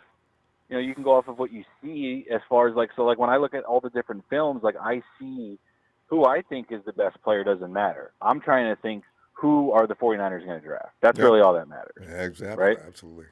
Yeah. So I look at the little tea leaves, the way that they approached this entire offseason, and wouldn't you know it, Jimmy Garoppolo is still on the football team, Ronbo, and it's almost as if he's not on the team anymore. The way people talk about him, or the way that people view him, he's basically a free agent and nobody wants him. That's basically how it's perceived. Yeah. But it's interesting to me that they could have moved on from him before free agency and freed up basically $26 million, and they could have given long-term deals to some of these guys if they were going to get rid of him, free agency, right? Exactly. Right? Absolutely. But there's no rush to get rid of him, because there's no rush to do these other things, because he's in the plans for this year. Mm-hmm. And not only is the money telling me he's in the plans for this year, but they've come out and verbally said he is going to be here unless somebody offers us a first-round pick. Mm-hmm. And haven't heard if you're anything about another that. team, are you going to offer a first-round pick for a 29-year-old injury-prone quarterback with $53 million left on his contract from a team that just traded up to number 3 to draft a quarterback where you know damn well within the next 2 seasons he's going to be a free agent because they're going to move on from him? And that's why in the world that's why they put that would out you there. trade for that? And I don't even know why the 49ers put that offer out there. They knew nobody was going to bite. So it's amazing. And based on that, you always follow the money, Ronbo. You always follow the money. That the money tells me that Jimmy Garoppolo is going to be the starter this year. And if Justin Fields is so pro ready, right? I understand Kyle Shanahan and him, they're like boys, they work together, but you don't always mix your boys with business, all right? And I know that firsthand. You don't always mix your boys with business, for one. So you can just throw that out the window. Yep. But the rumor was they were trying to move up to 5 to 8, but they couldn't get there because none of those teams need a quarterback. They're all going receivers. Yep. So the Niners had to move up to 3. But if Justin Fields is supposed to go top 3 and the Niners wanted to move to 5 to 8, then who are they targeting? And I'm looking at Jimmy there. So they're obviously targeting either Mac Jones or Trey Lance. I don't think they're targeting Justin Fields. That's brilliant deduction. Because if they were willing to just go to 8, and Justin Fields is so good, right? We all agree it was Lawrence and Fields. They're going to 8, then they're not going to 8 for Justin Fields. They're going to 8 probably for Trey Lance based on the upside. And yes, he might be a project, but guess what? You got Jimmy Garoppolo for 2 years with no guaranteed money. You can go year to year. You can go week to week if you want. And then you can develop a Trey Lance with all the upside in the world. If you want to talk about, look at his film. He was 19 on his film. Guess what? March 9th is his birthday. 10 days after the draft, he turns 21. See? So this kid is ready. I'm telling you, he's ready. And to Russo, take that next leap. And I believe this is the plan. And add to that, you keep your options open because no quarterback coming out of the draft is a promise. I don't care what his name is, what he did at school. There's a transfer to the NFL. We've seen too many guys at the top of the draft, Mitchell Trubisky and others, they come in and they look so average. This is a smart move. I can't think of a better 1-2 punch. At quarterback. I was thinking maybe Taysom Hill and Jameis Winston, and then you got Jimmy Garoppolo and then this rookie, whoever it is, even if it's Justin Fields or Mac Jones or Trey Lance. I feel like that's a really safe, good 1-2 punch to go into the year with. You got a COVID season, right? So if someone could get a COVID, they're out for a month. They miss 4 games, right? You got the injury-prone stuff. Are you going to rely on Josh Rosen or Nate Sudfeld if the rookie gets hurt and you move on from Jimmy? Please, I'm not doing that again. No. We're finally in the driver's seat to have a luxury spot, to have a top 3 pick and maybe the 15th best quarterback, 16th best quarterback in the league. And you got them both for 1 year, and you just figure it out. I don't want they'll figure it out. Jimmy Garoppolo is a professional. If he's about his money, he will approach this as if this is my last job and I want to put my best foot forward to my next job. Who's going to hire me if they're if he threw a little pout and he cried about money and playing time, who's going to want to pay him? I mean, we're talking about we may see a premier year from JG. Russo, Awesome stuff. I love it when people come in and make great sense like that. Well, everybody has tonight, but I enjoyed that a lot too. Russo, let me see you Wednesday. It's just what makes sense to me. So I may be wrong. I agree. I may be wrong. No, I think you're absolutely right. And I knew about that 49ers trying to trade up. They didn't necessarily want to go to number 3. That's where they can find. That's the only place they could find. The only place they can go. The only place they can go. Everybody else, they all want. There's like 4 receivers. You're going to see a run of quarterbacks, and you're going to see a run of receivers. Right. It's going to be Pitts and Waddle and Chase and Smith. Fam. All right. And that's why they didn't want to trade out. I know. All right, we're bro. going to see you Wednesday, fam. All right. Have a good night. You too. And 49ers Ultimate Report, shared with real facts and knowledge. Thank you, John, for that contribution. And Denise says, TNT, Shea spitting facts. What did I say last night? Kyle Shanahan loved Josh Allen. I gave numbers 2 the other night. I do research also. Boy, you get messing with TNT. Boy, they don't come in half-stepping, do they? It's going to be interesting. Draft night is this is one of those. Steven Hernandez! Steven! Ronbo, don't forget your boy, Steven! What's up, fam? Steven actually had a contribution, too. As a matter of fact, there's Steven now. Steven! Rombo! Steven! Oh, man, how you doing, Rombo? Oh, Steven, I'm enjoying these phone calls tonight are classic, epic. Man, this is the most hot this channel has been in a cool minute. Everyone's always kind of been like, okay, I feel this way. Somebody's before I'm talking razors down the middle. edge too, sharp stuff. Mm-hmm. So, well, Stephen, man, Rombo, yeah, go ahead. Everyone has already like you said the last few calls back. You said everyone has already picked their party. I'm still with Jimmy. Honestly, I would be happy with either QB. The only person I kind of don't want, believe it or not, is Zach Wilson. That's the only dude I don't want. Believe it or not, out of everybody there. Oh, elaborate. Now, everybody's been talking about how Zach is the absolute shiznit. And you going to tell me this, Steven? How come? Hear me out on this. Like I told you the last time, I was like, he's got a great way of playing. That man is in a league of his own, but his power and his weak shoulder, the surgery, I can't even talk. The surgery he had on his shoulder, labrum. That's going to be a pinning point for the defense. They're going to go and hit that side consistently. We're basically getting a younger Jimmy G who is already pre-injured and who's a lot younger and doesn't have that professional experience of getting hit by someone like, let's say, Aaron Donald. We see what he could do in a bar fight. We can see what he does on the field too. I know, but, just a tough guy. Yeah, that's a tough dude. That's a big dude, and especially if we go against, like, let's say Washington this season. I didn't get a chance to look at the schedule, but Chase Young ain't no slouch either. He'll run right through us again if we let him. That's what he does. So another thing, Zach Wilson. If you get in his head, you're living in his head rent free the whole time. Is he? That's the Nick moment Mullins. you get in his head. Yeah. Is he got that? Oh no. Yeah, you live in his head rent free no matter what. You can. The moment you sack him and it shakes him up just a tiny bit, it's over. Hey, Steven, did you watch him play a lot last year? Because I watched him play a little bit. I was too busy focusing on Justin Fields, Mac Jones, and Trevor Lawrence because I wanted to see T-Law do good this year. Well, listen, here's the thing. Another report on him. Some writer I was reading said he needs to tone it down with some of them low percentage shots that he's a little cocky about. Does he take a lot of shots? Because Mahomes does that with a large degree of success.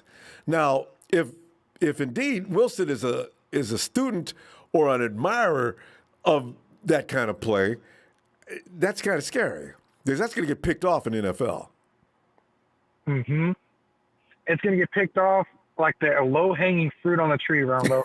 I'm gonna say this out of everybody. I feel confident with Trey Lance. After looking and studying him, and just watching his highlight reels, watching his games, and hearing about how he's got that like captain-like swagger where he calls plays on the field, not the coach. He does what he can and does what's right for the team. That's a guy we need in the locker room. We need a captain. We need that leader. Yeah. Because if we don't get that leader and, you know, the QB is just kind of like a pushover, you know, who's he going to listen to? Who are people going to respect?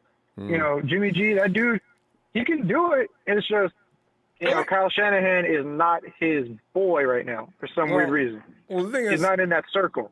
The thing is, you got to be careful with Kyle, though. If you're going to go out on the field, you can only take over so much. Kyle still insists that you behave. This is one thing that worries you about Kyle. And any quarterback we get, he's going to be like that wild horse you see in the movies. The guy finally finds a way to get on the horse's back, and the horse is just kicking and bucking, just fighting. Kyle was just holding on. Finally, the horse mellows out and starts trotting. And see, this is what Kyle does. He's not going to get off the horse. You're going to do like you're told within the offense, you know, and that's what takes time with Kyle. So, you know, you can go out there and audible and do a lot of things, but Kyle's going to have to trust you first. With Alex Mack, it's going to be a little different out there. That's why I know this year Jimmy G should look good for his audition for the next team. I mean, sparkling, because he's got a center. He's got to do his absolute best. Yeah, he'll be fine. Jimmy's never been bad. It's just the circumstances and a low. And I still blame it on the receiving room to some degree. When we got Emmanuel Sanders, Jimmy was just sizzling, right? We go to the Super Bowl. Without Emmanuel Sanders, all of a sudden, you know, before and after, he did have Marquise Goodwin and Trent Taylor were hot the first year, but you know, it's rough without receivers. We'll see this year. Oh yeah, we'll see.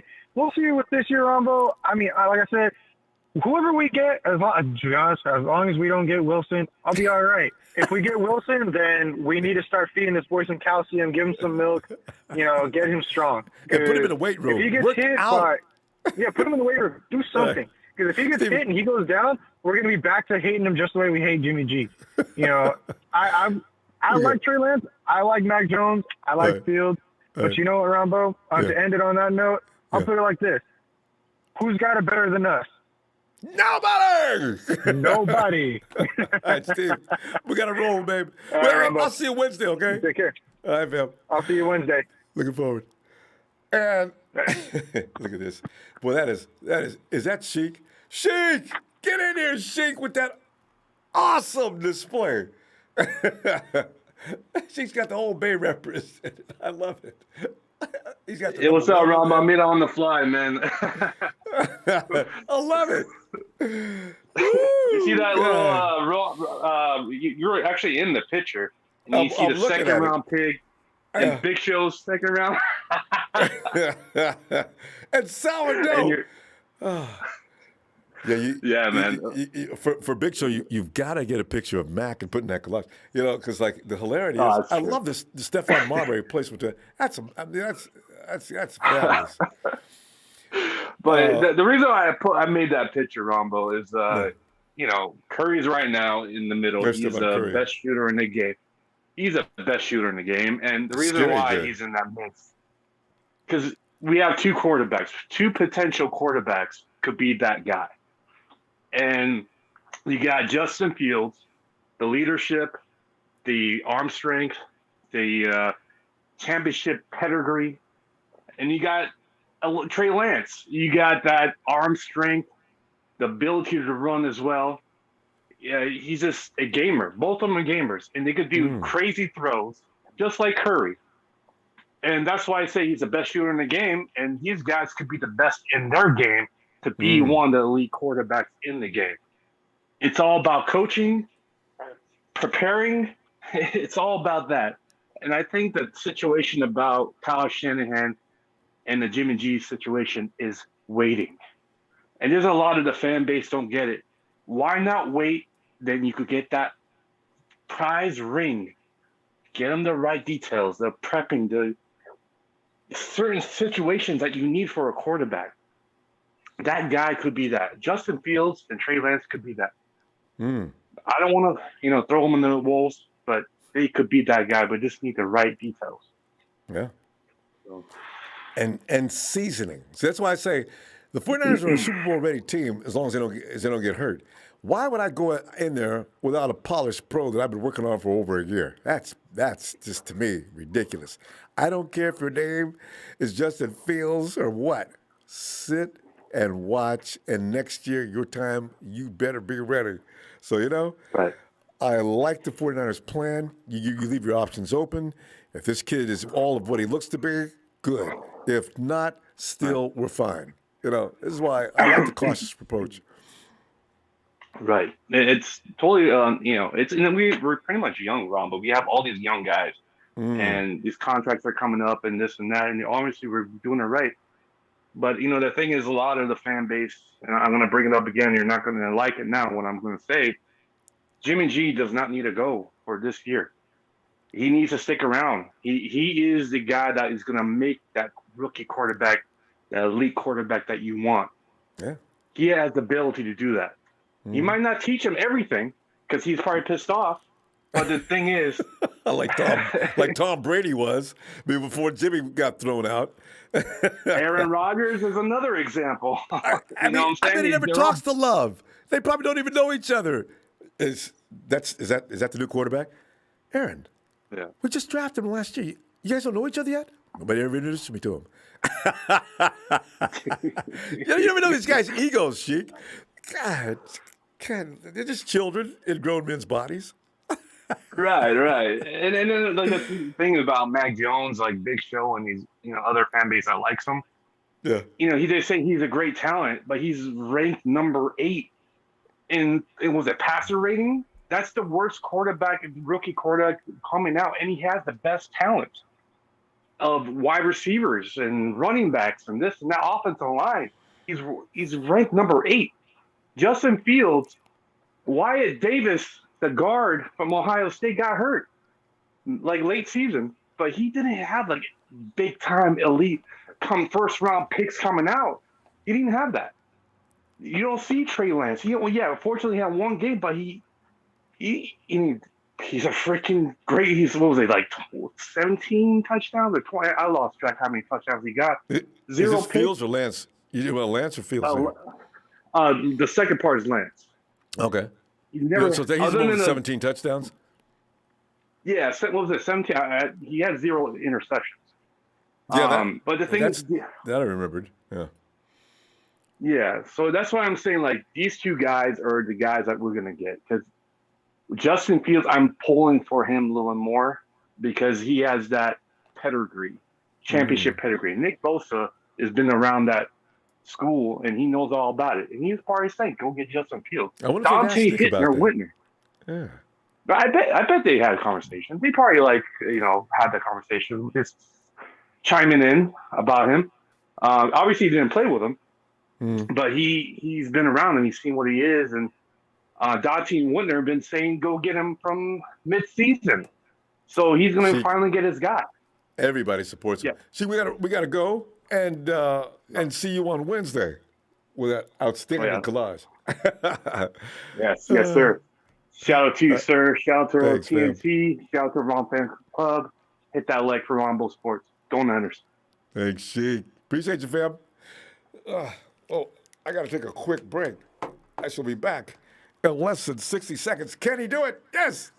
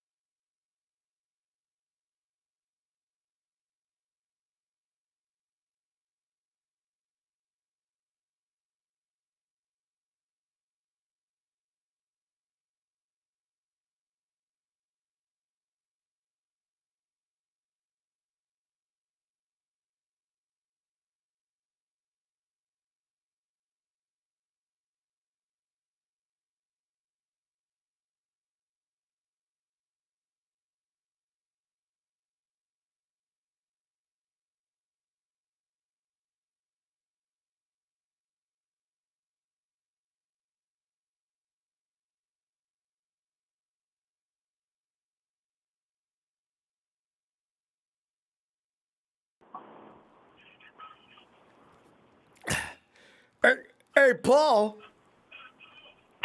Hey, Ronbo, what's up? Paul, Paul, we're discussing the Trey Lance day.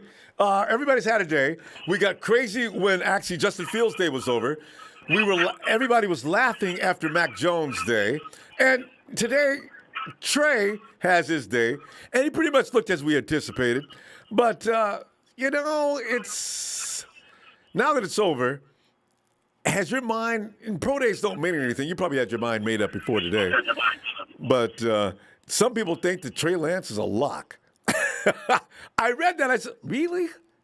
It's pro. Why did you guys say that a week ago? I mean, how come now? It was pro day. You're making too much of pro day. But what do you think, Paul? Tonight I wasn't going to call in, but then Big Show inspired me to call in tonight.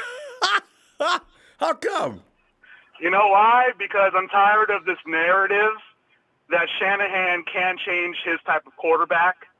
Okay. People are looking at, Shanahan's type of quarterback, and, he's saying that that's why, we have a high probability of drafting Mac Jones. Okay. But if you look after the Buffalo Bills game, I have it right here. Shanahan said, "How I evaluate everything is always changing. Things change, people change. You start to see that you can win football games with any type of quarterback as long as they are good enough, and you can be good enough in hundreds of different ways. So I evaluate quarterbacks in terms of trying to find people who can have a chance to be one of those elite type guys. And there's a lot of different ways to do it. You're just trying to find a guy who is better than about 98% of people on this planet or in this country, and when you find that, you get him and you adjust to him." Right? So I'm looking at that and I'm thinking, why can't Kyle Shanahan have a Trey Lance or a Justin Fields? Like this whole notion of Shanahan liking, certain types of quarterbacks, the Kirk Cousins, the Matt Schaubs of the world, so that's why I kind of wanted to call tonight because, Big Show was saying all that. I'm like, no, you got to hear this. So that's the reason why I called. And honestly, I think personally that we're going to go with Lance just because the clues have been kind of pointing in that direction for me, because yeah. Go ahead. I was just saying, So I do wonder about that myself. Go ahead.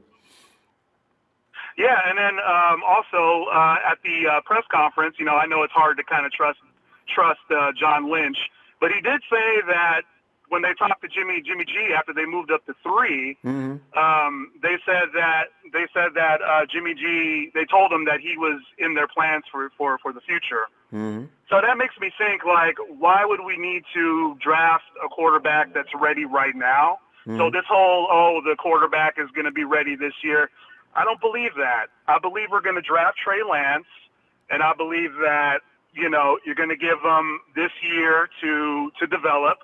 Yeah. And then once he develops and once they coach him up, I mean, the kid is 20 years old, So once they coach him up, I mean, this kid is going to be, like, unstoppable. So for me, I mean, I really like Fields too, but I think I'm leaning Lance, personally. And you're probably right, because for one thing people should understand, that Kyle Shanahan was never going to go into the season with a rookie. We're not a rebuilding team. We're a team that's going to lose a quarterback at some time soon. But as far as Kyle going into a Super Bowl season where we really do need to win, you don't take a chance on a kid unless you train him, get him where you want him, and then you cut him loose. And contrary to what people believe, that goes for Justin Fields too. So it's going to be interesting to see how they go with this. But Lance would be the good idea, though. For the reasons you just stated. Oh, it's going to be crazy that night. But hey, you know what, Paul, we got to cut it short because I got to get out of here, and I got several more calls. Let's see you Wednesday. I owe you some time, too, okay? All right, Ronbo, sounds good. Thanks, Paul. All right. Have a good night. All right, peace. Thanks, all right, you too now. Hey. All right, peace. Hey, Charles, come on in, Charles. A real quick word. About 2 minutes, Charles. Give me what you think on this situation. Hey, Rumbo, I like, I saw his pro day and I like what I saw. But I think it's, after thinking about this whole process. I think Shanahan, he's gonna go with Matt Jones. I love tonight's program. Charles, please elaborate. I think he's gonna go with Matt Jones. He loves accuracy. He just loves accuracy. He loves his type of people. It's real important. And That's Matt Jones is, and I was thinking about the career of Matt Jones last year. He's the only quarterback out of all the quarterbacks who played against really tough competition. The SEC is always the SEC. Everybody else is just, He doesn't get enough credit for that either. Nobody ever talks about that. And one of the things I was thinking about with Matt Jones, it's much harder to move to hit fast moving targets accurately than it is slow moving targets. Or medium speed moving targets. So this guy, he was hitting the fastest. He was hitting the fastest receivers on the dime. And these guys in Alabama, these wide receivers are fast. I mean, they're unbelievably good. I've seen them. And so that's one of the things I like about his game. And then look at the defense that he went up against. He went up against LSU, the best defenses, Florida, and And so we can't say that. That's why Ohio State quarterbacks.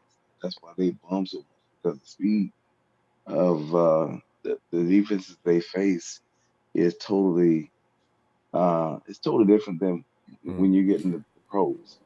And Charles, so I think that's the difference. Yeah. I mean, you made the ultimate point on that. Charles, we got to cut it short here tonight because I got to get out of here in about 5 minutes. All right. Love you, Ronbo. All right, fam. Appreciate you, Charles. I'll give you some time Wednesday. All right, fam. Night. Okay. Hey, and we go quickly to Tony. Tony, come on in, man. Tony, Atlanta. Tony. Hey, Ronbo, how are you? Tony, man, doing all right, man. Run out of time, but still, tonight's show has been interesting. And then Charles crosses the T tonight after Mac Jones, as you know, is the Antichrist. And that's why I'm laughing, because the jokes that are going on. But Tony, give me some, man. We got a couple of minutes. Go right ahead. You remember we were talking last night, and I was telling you that Mac Jones is going to slip. Yeah. He's going to slip, Ronbo. You guys, I still think the Jets are going to take Trey Lance. Not Trey Lance, Justin Fields. I really believe that. Mm-hmm. And then you guys will have a decision to make, either Trey Lance or Pitts or whatever you're going to do. Wilson.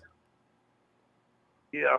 But I will give you some news about us today that I wasn't happy about. Yeah. One of my sources told me that the Falcons, that the Denver Broncos really want to trade up to 4, and our head coach and our GM are listening, and they want to work out a trade. But here's the stumbling block.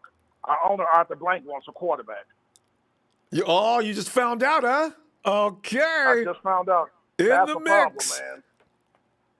Yeah, we all need to be on the same page, and evidently we're not. So I don't know.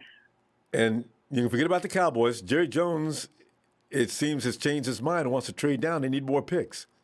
Funny stuff, how these things are heard about that too. Can't believe Jerry Arthur Jones. Blank wants a quarterback. Wow. Hey, I know Tony, they got those 2 third-round picks I wanted. The thing is, Tony, this is that year where the quarterbacks are a lot better than they're going to be next year. So if you want a quarterback, and I'm thinking about one for it, that's why you got to go get one of these guys, because all of them look pretty solid, including Mac Jones, who gets no love. But that's just the truth. But that's too high. That's too high to take him. They're going to take him before. No. You think you guys might trade down if Fields is gone? Or you I really don't know, but you know what? Atlanta's still in the mix because you got 3 choices. Yeah, there's still 3 choices. Two choices. Yeah. And the 49ers take a quarterback, and they're going to most likely, I would think. And then there's two more choices that are but like you're saying, you don't want to get Mac Jones at number 4 because that'll make everybody crazy. There's Trey Lance will be a Falcon if that's the case, more than likely. And I wouldn't mind that, but our defense needs help. That's why I want to trade down. You got 7 rounds. I think Zach Wilson's going to fall. You know how Carolina's got Sam Darnold now? Yeah. I think they're going to take Zach Wilson at 8. I think he's going to fall that far. Tony, I gotta go. I'm gonna see you Wednesday. All right. Yes, sir. All right. Night, Tony. So it's fun to talk. So it's fun to talk to Tony, man. We're always picking up things going on around the league. Emilio. What's happening? Oh, Emilio got a couple of minutes because I got to roll out of here. I'm late. Emilio, what do you think of the current situation that's going on right now? It's gotten silly. And also, a round of applause for Big Show, Denise, and William, too. What do you think? Well, I think Shaw lost his mind a little bit. But, hey, that's it. He has his case, but he has some facts, but he was wrong on certain situations. What was that one play? We were playing, I forgot what team. I don't know who was the quarterback. The hole was wide open, and it just happened. Was it Mullins or was it DJ Bethany? I can't remember what team we were playing. What was the situation? We could have scored and took the lead. It was a wide open game. I can't remember the game. I know we could have. I can't remember the quarterback. The hole was wide open. Instead of throwing it, the ball was incomplete. And it was clear touchdown. It was like on the 5 yard line. And they had a hole to run through. That was CJ. Why? Okay. Yeah. I remember that. Well, in that case, Shanahan already came out. I was like, man, he was mad at him. Like, cool. The hole was wide open. He was like, anybody could have ran through it. I was like, come on, man. So for him just to say he wants a pocket quarterback, Shanahan's done with that. He doesn't want that. We can all see it. And even with Jimmy, like, dude, he's even told Jimmy, you need to run when you need to. And he won't. So that pocket quarterback's out the window. I mean, of course, we want a pocket quarterback that can play the pocket, but one that can do more than just sit there and be a statue. The game is evolving. And good judgment. Know when to, make the right decision. If there's time to run, run. I was just saying, the one come out of he's not Lamar or not being like Lamar Jackson comparing him to that was shame. He had a point. Okay, he had a point there too. He was like, he's right. I'm like, dude, he was not Lamar. I've even said that before. I was like, dude, we had that already. We had Kaepernick.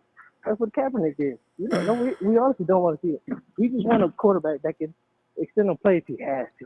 So that I'm with you. Like I said, play the pocket, but run if you have to. Not have that be your primary game like Lamar and Kaepernick was. It's not too much. I like Kaepernick when he was here. Yeah, I'm gonna go. We gotta go. Good stuff. I don't mean to cut you off, but I'm gonna run out of time here. But let's see you Wednesday. Will you? Yeah. All right, for sure. You're right, busy. fam. You got things to do. You got whatever you got going on. You have a good night. And thanks, Emilio. All right, fam. Talk to you later, man. Appreciate you, fam. All right. See you Wednesday. All right, you too. All right. And Tony. Ronbo. Tony. Come on, Tony. Have you been listening tonight? It's been hysterically funny. I'm going to keep this. I'm going to get some takes and save on this show. But Tony, where are you at on these? There's so many different positions to take here. What are you thinking as far as Trey Lance versus Mac Jones, the poor guy? And, of course, you got the Jets may come to the senses and take Justin Fields, who's in the mix as well. And then it's Trey Lance. Where you at? Ronbo, I've sent you two emails on your Gmail with these two interviews that I reckon you would love to watch and if you can't make up your mind from there. I don't know what was going on. But Grant Cohen had this guy on his podcast that interviewed Sean McAvoy, who's one of the coaches that has been working with Trey Lance and Justin Fields. Yeah. And you know that the coaches are not allowed to have private workouts with these guys, right? Mm-hmm. One-on-one private workouts. So they sent people over, like John Beck. Yeah. like John Beck, exactly. So Sean McAvoy said that Trey Lance had the most upside out of all the quarterbacks he's coached in a very, very long time. And when you get him on the whiteboard, all right, when you get him on the whiteboard, not only can he, dissect the plays, but he's played under center and he's running the whole offense. But he said he could teach some coaches a thing or two. Oh, that's saying something. All right, so Shanahan sent out John Beck to work out with these guys for a couple of weeks with everything he wanted them to work out because he's not allowed to do it one-on-one. Right. Right, so he found a loophole and sent Beck out, who works for the QB Collective, and Shanahan coached him back in the days in Washington. Mm-hmm. Right, so this guy's got all the information that Shanahan wants, John Beck. Mm-hmm. And guess who's the only bloke that John Beck never worked out with for a couple of weeks? And Mrs. Jones' baby boy Mac. Mac Jones. Justin Fields was involved. True. Yeah, so Shanahan wants a young bloke that he wants to develop Mm-hmm. to sit behind Jimmy G, Mm-hmm. and the smarts and the football brain. Mm-hmm. I'm going to say he's going to go with Trey Lance. But if he wants plug and play, Mm-hmm. he's going to go with Justin Fields. So I've narrowed it down to those two guys. I think you're right. And as I said, two interviews, you'll just absolutely love them. I can't wait. I'll give you send them on your email. All right, I'm gonna give you some feedback on that too, Tony. I'm out of time. I'm gonna go and look forward to hearing from you Wednesday if you get a chance. All right. No worries, brother. Thank you very much. Shout out to everyone. Tony. All right. Thanks, man. Okay, Tony. Thanks, Bye. man. All right, so I think we're done. Fam, sorry to cut it short because I ran out of time here. Looking forward to seeing you Wednesday, and we can continue. And I promise not to be under pressure.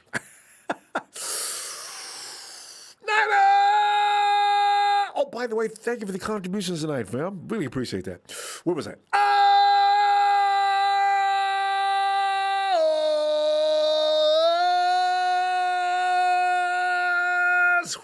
For the win.